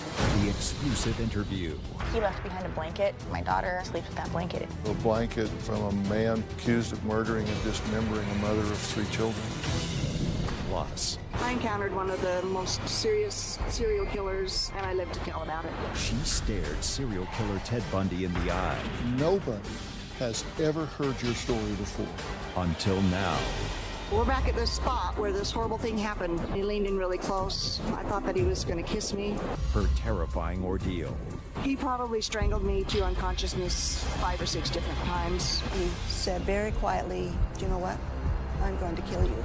I thought I was going to die right there in the car. But he had other plans. He said, "Don't die on me yet, because you would miss the best part." Today, with 2 television exclusives, here's Dr. Phil. It's a shocking, gruesome murder that left many on edge. Ingrid Lyne, a beautiful mother of 3, leaves for a date to a baseball game and is never seen again until her head and body parts begin appearing scattered across Seattle. Bombshell tonight. A mom of 3 dips her toe back into the dating scene. It all ends in tragedy. A disturbing discovery in Seattle Central District. Suspected human remains found inside a recycling bin. That missing mom found dead. Her remains wrapped in plastic bags and, quote, still fresh. Police are working with just a few disturbing clues. Pieces of Ingrid, carefully wrapped and stashed in recycling bins. A 15-inch pruning saw in the bathroom of her house. Blood and flesh inside the pipes underneath her bathtub. In my experience, we're looking at one of two things. A serial killer who gets real joy about doing this, or perhaps she was murdered during a very vicious argument. Now he's got a dead body. What does he do with it? He cuts it up and he distributes all over Seattle, thinking that she won't be identified. Ingrid's mother looked up a recurring phone number on her daughter's phone and found it belonged to John Robert Charlton. She sent a text to the number saying that she had called 911. He wrote back, 911? What's going on? We went to the Mariners game last night, but we didn't stay the night together because she has her kids today. Ingrid's mother replied, she's missing. What time did you see her last? A police officer needs to speak to you as you may be the last person who saw her. The minute that she mentioned, you need to speak to the police, the conversation went cold. Big red flag. We used some forensic evidence dealing with telephone calls and cell towers. By utilizing those, we were led to a suspect. The man she'd been on a date with Friday night is in jail, suspected of murdering her. Seattle police says it's digging into Charlton's background, which it suggests includes a history of violent crime. This heinous crime has everyone wondering how and why. Today, speaking for the first time in an exclusive interview, we are talking to a woman who believes she knew John Charlton intimately. When she read the headlines, she almost threw up and thought, Ingrid lying could have been me. Here's my exclusive interview with Heather Danishevsky. This is a tale of this innocent woman being murdered and then dismembered. How did you find out about this gruesome murder? I just happened across a news article and the name John Robert Charlton popped up and I was like, oh my goodness. So I started reading it and I immediately went into shock. I got sick to my stomach. I couldn't even speak. When you read that, did it strike a chord within you that said, I can believe this? Oh, yeah, definitely.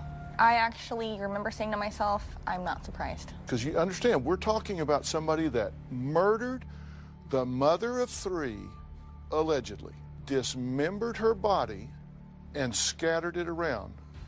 Now, he's not admitted that. Right. And so we have to say that. But what in your experience made you say, I believe it? Well, he's very charming, witty, very smart. But I could tell that there was something about him that just was off, maybe a little mental instability. There was a dark side to him. I tell him, there is something scary about your eyes, something mysterious and just off about your eyes. And he's like, don't say that. Now, how long were you in a relationship with him? Roughly 6 months. We started seeing each other December of 2012, and I ended it August 2013. When you first met him, was he clearly trying to get in a relationship with you? How it happened was we were working together, and we started hanging out and got into a relationship, and we were kind of together off and on during those 6 months.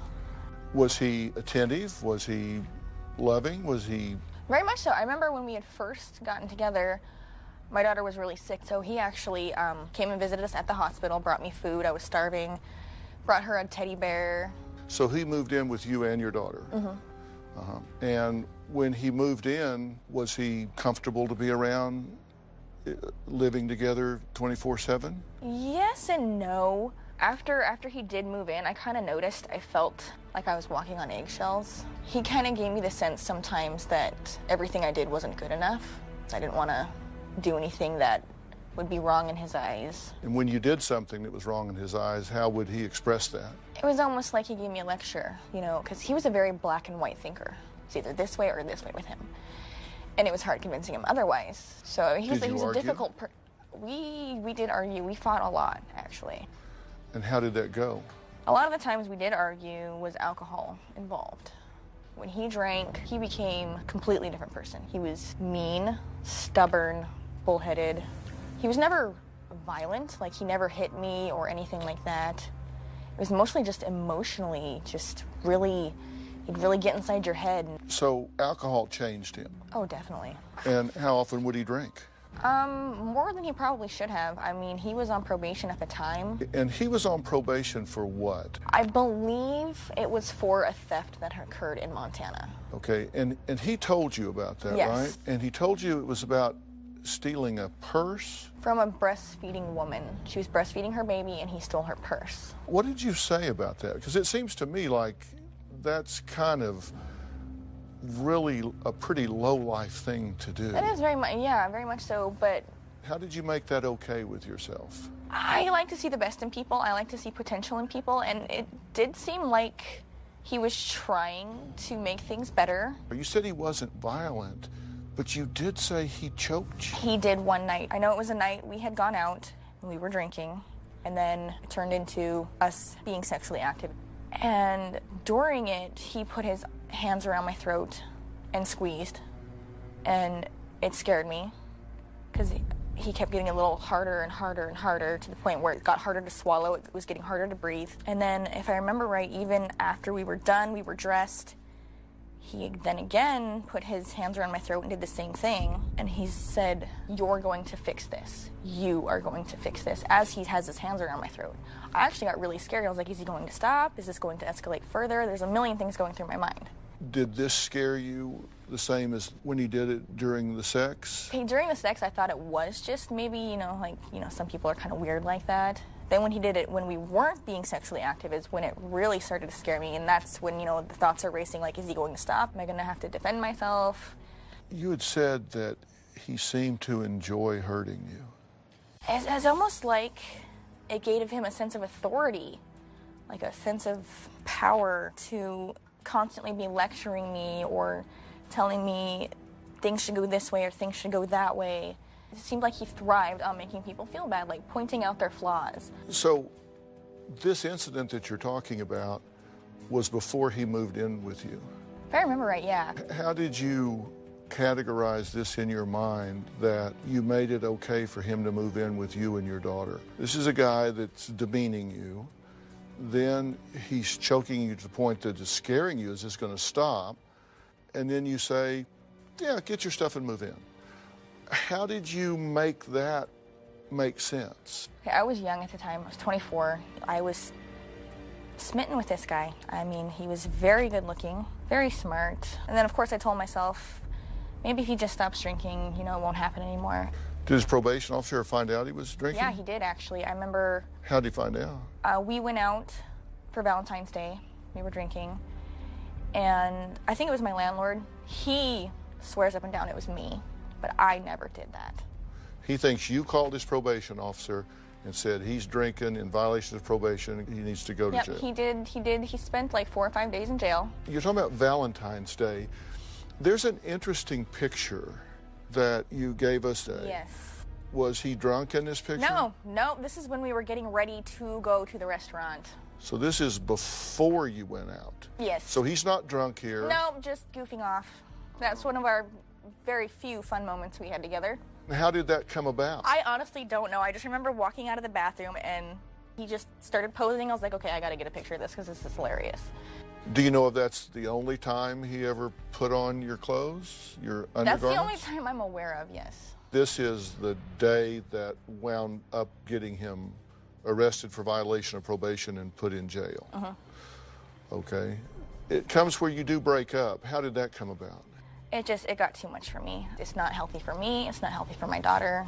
So a couple weeks go by, and I get a text. He's like, so how are things going? What's going on? I'm like, if I'm spending more time with my daughter, I don't think I need you in my life anymore. And that was that. And I had not heard from him since. When you think back now that a man that is allegedly capable of doing what you now have read about was sleeping in the same bed with you, was sleeping just feet away from your daughter, how do you react to that now? Coming up. My daughter was very, very attached to John. He left behind a blanket. Even to this day, she sleeps with that blanket. How do you feel about your daughter having a physical attachment to a blanket from a man who's accused of murdering and dismembering a mother of 3 children? And later. She survived an attack from serial killer Ted Bundy. So at this point, you think, I'm going to have to fend off a romantic advance. Yes.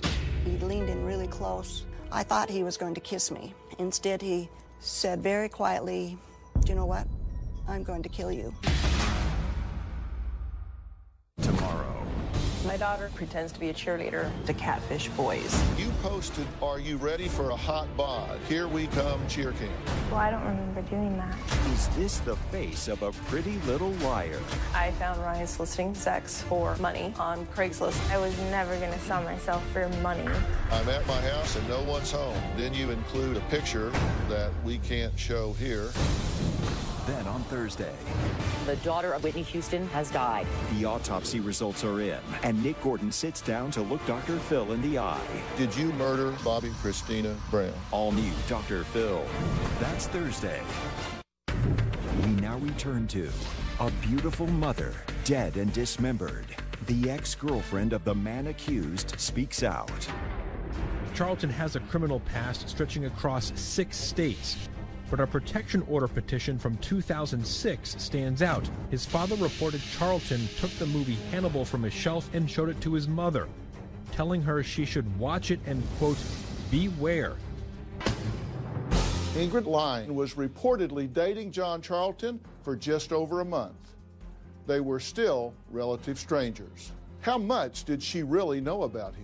Did Ingrid know he had a lengthy criminal history? He has convictions for misdemeanor assault, misdemeanor battery, felony theft, and second-degree felony and aggravated robbery. When you think back now that a man that is allegedly capable of doing what you now have read about was sleeping in the same bed with you, how do you react to that now? Makes my skin crawl. Makes me sick. I regret not saying anything to anybody. I didn't even tell my own mom. I mean, the least I could have done was tell somebody, his probation officer, anybody. I know that it might not have made a difference or an impact in what happened with this woman, but at least it would have been on record. And how old was your daughter in 2013? 4 or 5.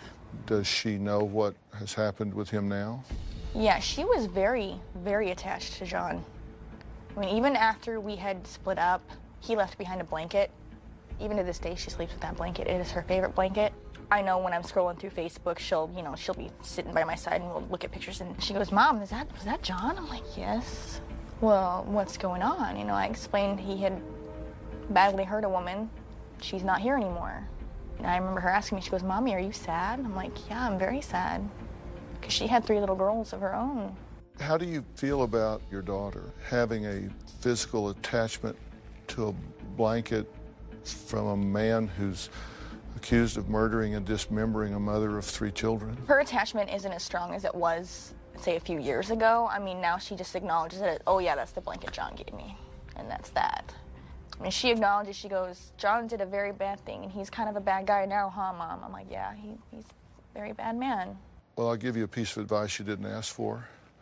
You might want to get her a new blanket. I think I might. It can be very confusing to her because the older she gets, the more aware she's going to become of what he's accused of doing and what he may be convicted of doing. And if she finds out that she's drawn comfort from something that is attached to someone that allegedly has been involved in that kind of horrific conduct and behavior, it's very easy for her to say, "What's wrong with me that I have felt this emotional comfort or attachment?" So you might take her out of that Most definitely. position just when she's gone to school. Most definitely. That just might not be there when she got back. That's fine with me. That is absolutely fine with me. I'd You were really very protect right. her from herself on that because she doesn't know. I'm so glad to be talking to you right now. We always say hindsight is 20/20. You would do things very differently today than Most you would definitely. then.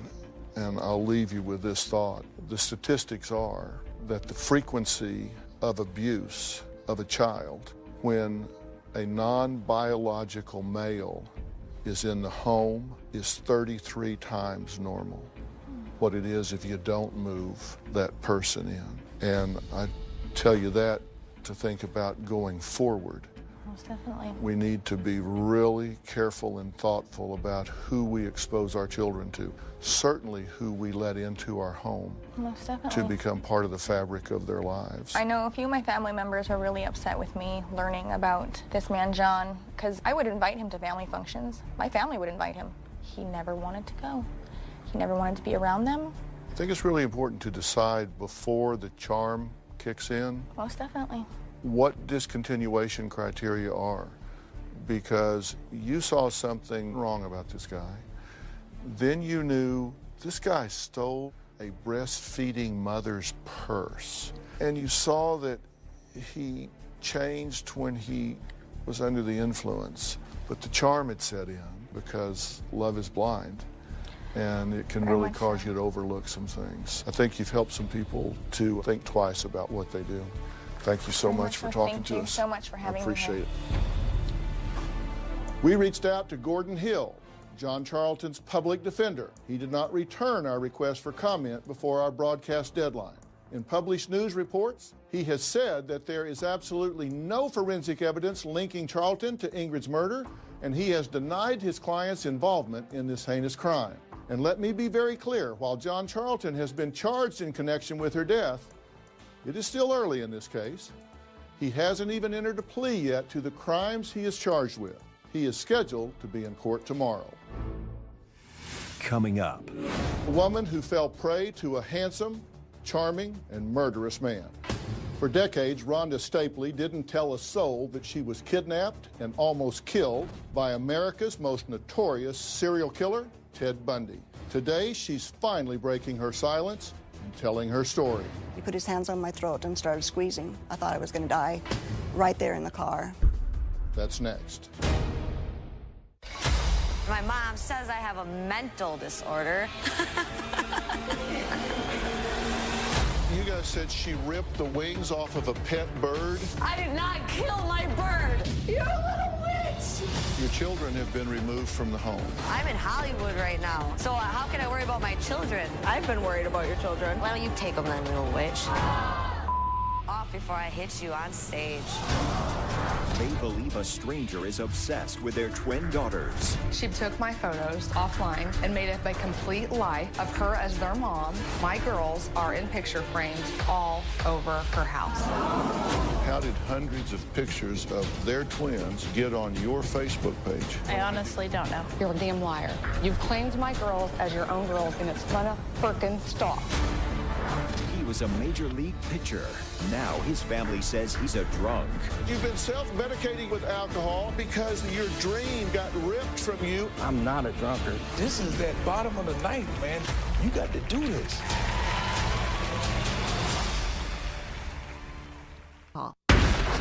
The Dr. Phil Show now continues with another exclusive interview.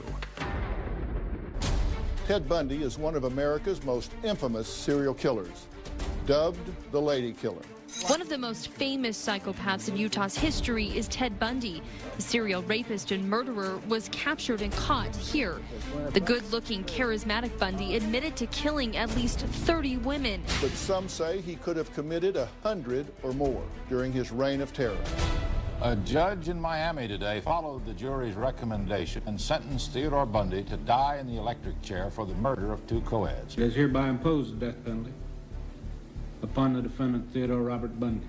But there was one secret victim, one who got away, one who has never told her story until now. Rhonda Stapley was a young, innocent college student when she accepted a ride from a handsome stranger.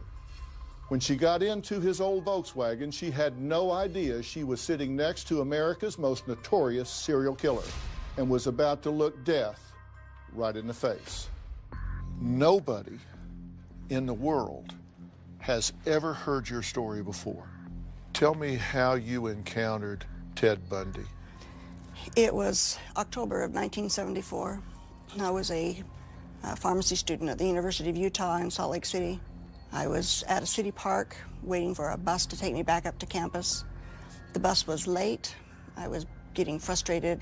And then this tan Volkswagen drove by very slowly, cute driver kind of looked at me as he went past, and then he stopped and backed up and leaned over and rolled down the passenger window and asked me where I was going. I told him I was going up to the U, and he said, "Me too, hop in." So I opened the door and got in.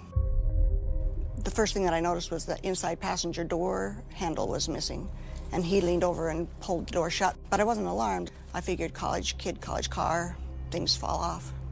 How does he look to you at the time? He looked like a college student. He was dressed nice, had a green pullover sweater on, nice slacks. And you say, okay, because he looks like the fabric of the university community. He didn't look like an outsider. He didn't look like we would think about a predator. Right.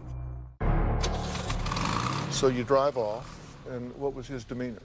Lighthearted. We just had the normal conversation that strangers would have.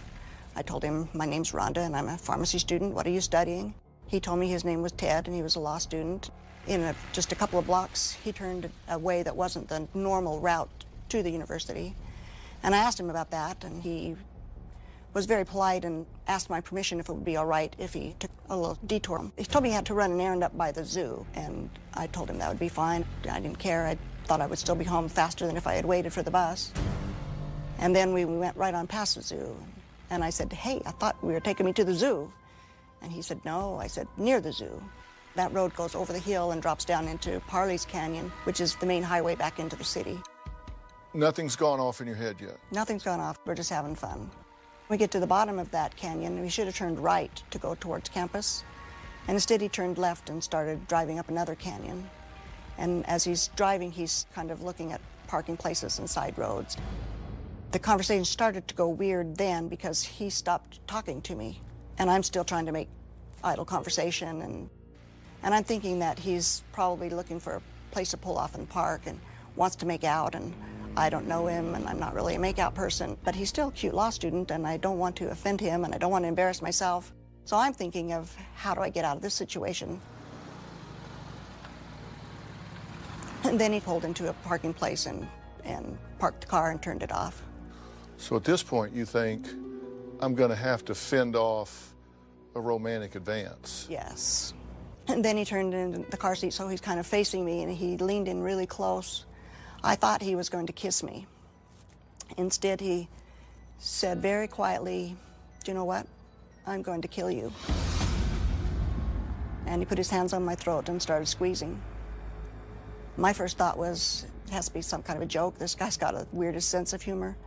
But that was just maybe a fraction of a second because I realized he was squeezing too tightly. He was serious, and I was in trouble. And there's no door handle. What did you do? We had a little small battle in the car, but I went unconscious. So he choked you to the point of unconsciousness? Yes. Did you put up a fight? I did as much of a fight as you can put up when you're running out of air. Did you think at that point, I'm going to die? You think I'm dying in this Volkswagen Bug right here? I thought I was going to die right there in the car, but he had other plans. Coming up. He said, good girl, don't die on me yet, because you would miss the best part." Thursday, Nick Gordon returns. Where you left money in the will by Whitney.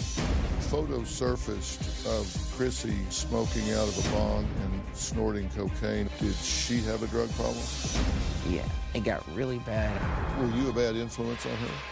They say you punched her in the face and kicked her to the point she was on the floor screaming, and you dragged her up the stairs by her hair. And the question everyone wants answered. Did you murder Bobby Christina Brown? That's Thursday. We now return to Handsome, Charming, and Deadly. I escaped serial killer Ted Bundy. In the tapes made available this weekend, Bundy tells of a murder and describes himself in the third person. He placed his hands around her throat just to throttle her into unconsciousness so that she wouldn't scream anymore. We're back at this spot where this horrible thing happened 40 years ago. Coming back feels kind of creepy. I didn't really remember the sound of the water until we came back here. I remember it clearly now. There was a picnic table in this area. The Volkswagen was parked in that area over there. Then he turned off the lights. We were sitting in the car at the time. He strangled me unconscious. I thought, I'm going to die. I am really going to die. So I just came to on the picnic table. So you go unconscious. You wake up on a picnic table. Are you near the car? Probably about 30 feet away from the car. Okay. Do you know how much time has transpired? I don't. I woke up, he was slapping my face like they do on the movies when they're wanting to wake somebody up from being drunk or something. Mm-hmm. And then he pulled me off the picnic table and was slugging me in the stomach. I was doubled over on the ground, begging him to stop. Were you screaming and crying? Yes, and begging for my life. I was telling him, don't hit me anymore, you know. And he's hitting you in the stomach. I'm losing my breath. I'm almost throwing up. I'm worrying that ribs are breaking and stuff, possibly. Okay, and so now you're on the ground. Now I'm on the ground. And he sat on me, on my stomach and chest, mashing me so that there's no air. And I said, get off, I can't breathe. And he said, you have to relax. And if you stop struggling, I'll let you breathe. And so I held still for a minute, and he did let me breathe a little bit, kind of scooted back on me so he wasn't smashing me so much. And then he put his hand over my nose and mouth and cut off my air. And I passed out again.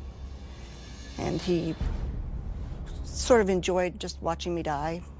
He would do that over and over. At one point, he's asked me, how would I prefer to be strangled? How would I prefer to suffocate? Would you prefer it like this? And he put his hand over my nose and mouth again. Or is it better for you like this? And he put his hands on my throat again. I just thought I was going to die. And how many times do you think he took you to unconsciousness and then brought you back? Probably at least 5, maybe 6. Really? And did you get the sense that he knew how far to go without killing you? Yeah, I think it was a game. And then what happened? The last time I was coming from unconsciousness to consciousness, lying on the picnic table, he was slapping my face again, trying to wake me up again. And he said, good girl, you don't want to die yet. Don't die on me yet, because you would miss the best part. And he grabbed me by my boot to the end of the picnic table, pulled my pants down and raped me. And just as that was finishing, he leaned forward again and put his hands around my throat and was choking me again. And at that point, I didn't struggle. I decided I was dead. I was just going to wait until it was over. When he raped you, was he quiet? Was he talking? He was silent. All I remember is his eyes were just black and evil. The next thing I knew, I was laying on the ground, and I was sort of surprised when I came to again. And it's pitch dark, and he was standing by the open door, fiddling with something in the back seat, like 30 feet away from me. And I didn't really plan anything like a great escape, but adrenaline was running, and I just jumped and ran. I didn't run very far because my pants were in a wad around my ankles. I tripped after just 1 or 2 steps, but fortunately or luckily or intervention from above or something, I fell into a fast-moving mountain river that swept me away from my attacker and probably saved my life. Coming up. How far did you fall before you hit the water? 6 feet. Face first? Yeah, I'm feeling like I'm drowning. I was being smashed into big boulders, tree limbs, and I thought that I was still going to die. Tomorrow on an all-new Dr. Phil. My daughter pretends to be a cheerleader to catfish boys. You posted, are you ready for a hot bod? Here we come, Cheer King. Well, I don't remember doing that. All new Dr. Phil. That's tomorrow. We now return to Handsome, Charming, and Deadly, a Dr. Phil exclusive. Ted Bundy is one of the world's most famous and studied serial killers. He was a kidnapper, a sadistic serial rapist, a torturer, a murderer, and it's the way he went about those murders that is so disturbing. He probably strangled me to unconsciousness 5 or 6 different times. The last time I woke up, I was on the picnic table. I came to and can see a little light coming from the dome light of the car. He was probably looking for the crowbar to make sure I was dead. I just thought, run. I was still lightheaded from being unconscious. I didn't notice that I was running towards a river and a cliff instead of towards a forest. And the next thing I knew, I was landing in ice cold, stop your heart cold water, which was sweeping me away from my attacker and probably saved my life. At the same time, I thought I'm still going to die. I encountered one of the most serious serial killers, and I lived to tell about it. How far did you fall before you hit the water? I think it's probably about 6 feet. I kind of slid down the embankment and landed. Face first? Yeah. This is October, right? It's got to be cold. It was like stop your heart coldness water. Just all of a sudden I'm in the water. And I'm not feeling safe yet. I'm feeling like I'm drowning. I was being smashed into big boulders, tree limbs, and forced under bushes and stuff by the force of the water. I thought that I was still going to die. You ultimately stopped against a grate, right? Some kind of a metal grate to catch tree limbs and debris going down the river. How did you get out of the river? I climbed out with using the debris as kind of a little stepping stone. Your pants are still around your feet? Still around my feet. And so you get your clothes back on as best you can. Do you have any shoes on? Yes, I was wearing brand new hiking boots that day and wrapped the laces around my ankle about 3 times and double knotted them. And that's probably why that he couldn't get them off, and neither did the river. Now you've climbed out of the river. Do you have any idea where you are? I know that I'm about 4 miles up the canyon. So I followed the river and just walked out of the canyon. I was terrified. I thought he would find me, and if he did, he would stab me or choke me or run over me or... You thought if you got on the road, he would come driving by? He would, yeah, that's what I thought. And find you. So you stayed? So I stayed right along the riverbank. God, I'm proud of you. God bless you. Okay, so you get back to civilization. Where did you get to ultimately? I walked all night to my apartment on the university campus. You walked a hell of a long way. Yes. After being horrifically brutalized. Were you still worried he would find you? Yeah, I was ducking behind trees, and whenever any kind of car would turn toward me, my heart rate would go up and I would just know I was going to die. Is it still dark when you get home? It's starting to get light. When I got to the bottom of campus, kind of on my turf, and I'm feeling more empowered and more anger than fear at that point. So you go to your apartment. Where are your things? I had a backpack with my driver's license and student ID, stuff like that. And the backpack I had left probably still in the Volkswagen. He had your name? Had my name. He could have found me if he had wanted to. So you make it back to your apartment. What did you do? Showered, got out of those clothes and bathed, drained the water and bathed again, and then I slept. I was exhausted. You wake up later that day. Thinking I've got to do damage control. I got to get my river-ruined clothes off the bathroom floor, and I've got to put on long-sleeve shirts, and I've got to cover my bruises because I don't want anybody to know that this has happened. Tell me, what's your 21-year-old mind telling you that you have to hide this? I'm feeling shamed. I'm embarrassed. I feel stupid for having even gotten myself into such a dangerous situation. I should have known better. I thought that if my mother found out, she'd make me drop out of school and go home. I imagine people pointing at me and saying, that's that girl that was raped. How did this sit with you across time, living with this alone? I hadn't dealt with my own emotional pain. And then the news was reporting that other people were missing. They were finding bodies up the canyon. And every time that happened, I was feeling guilt about all those other women. That if I had come forward, maybe he would have been captured. I had all this nervous energy right after that. I was total insomniac, so I would put on my clothes and go running in the middle of the night. Do you know why you did that? I think I was trying to run away from myself and try to run away from remembering. It's just a way of coping. As people value their lives less, we tend to see them engage in high-risk behaviors more. Yes. It's like, yeah, I guess I could get killed, but... What could they do to me that hasn't already been done? How did you feel when he was arrested? Coming up.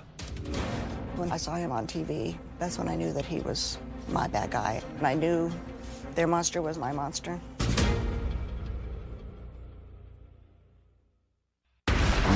return to Dr. Phil's exclusive interview. I escaped serial killer Ted Bundy.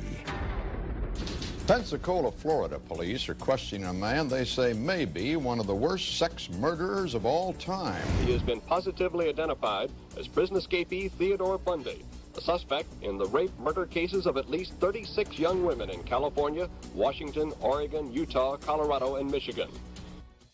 How did you feel when he was arrested? When I saw him on TV, and then I knew his real name was Ted, that's when I knew that he was my bad guy, and I knew their monster was my monster. You know why he didn't lie about his name. Because you weren't intended to leave that parking lot. Didn't matter that you knew his name. Mm-hmm. What do you see when you look at that face now? What a waste. His whole life was about hurting people and causing pain and suffering. And he looked so normal. When you got married and started a family, I mean, what did you say to yourself? Well, I thought that it wouldn't really be possible. But then I met my husband. I told him that I had been raped. He said it didn't matter, and he didn't ask for details, and I didn't offer any. He accepted me for who I was. You made a beautiful bride. Thank you.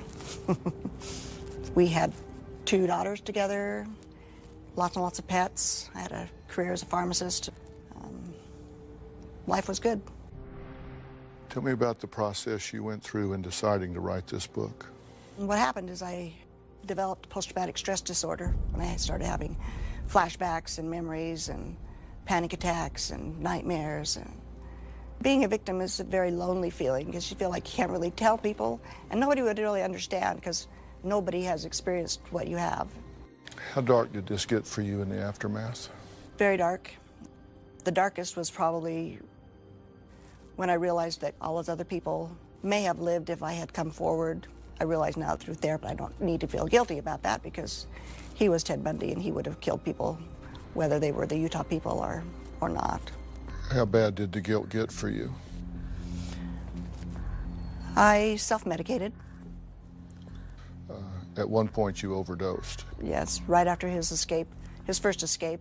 Was it intentional? Yes. I don't know if I really wanted to die or if I just wanted to stop the pain. If you could talk to 21-year-old Rhonda, knowing what you know now, what would you say to her then?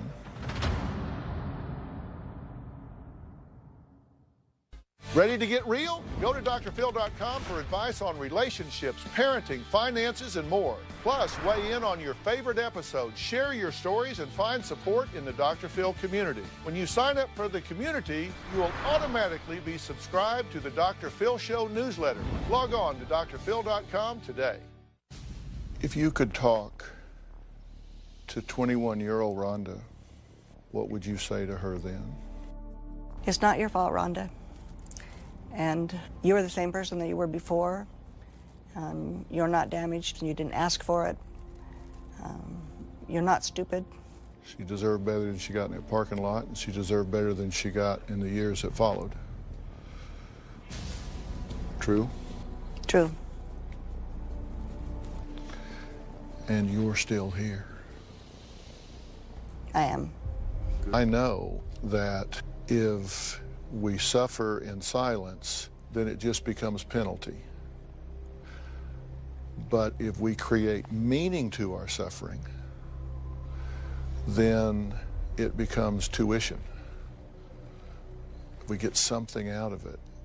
And there are thousands upon thousands of 21-year-old Rhondas, and they're hearing you now. Maybe it gives them the strength to report something and keep someone else from falling victim. That's why I said I'm so glad that you're here and so glad that you've written this book, and I want everybody to read this book. Rhonda, thank you for telling your story. Thank you. I want to thank both Heather Danishevsky and Rhonda Stapley for sharing their stories today. It takes real bravery to come forward and talk about things that perhaps are easier to leave buried. All women should use these stories as teaching tools to keep themselves safe. It's about trusting your gut instinct, and hopefully by hearing these stories, that gut instinct will be razor sharp. Rhonda's book is called I Survived Ted Bundy, The Attack, Escape, and PTSD That Changed My Life. Her book comes out in May. I want to thank Heather for sharing her story. Our thoughts and prayers are with the family and friends of Ingrid Lyon, mother of 3, tragically taken far too soon.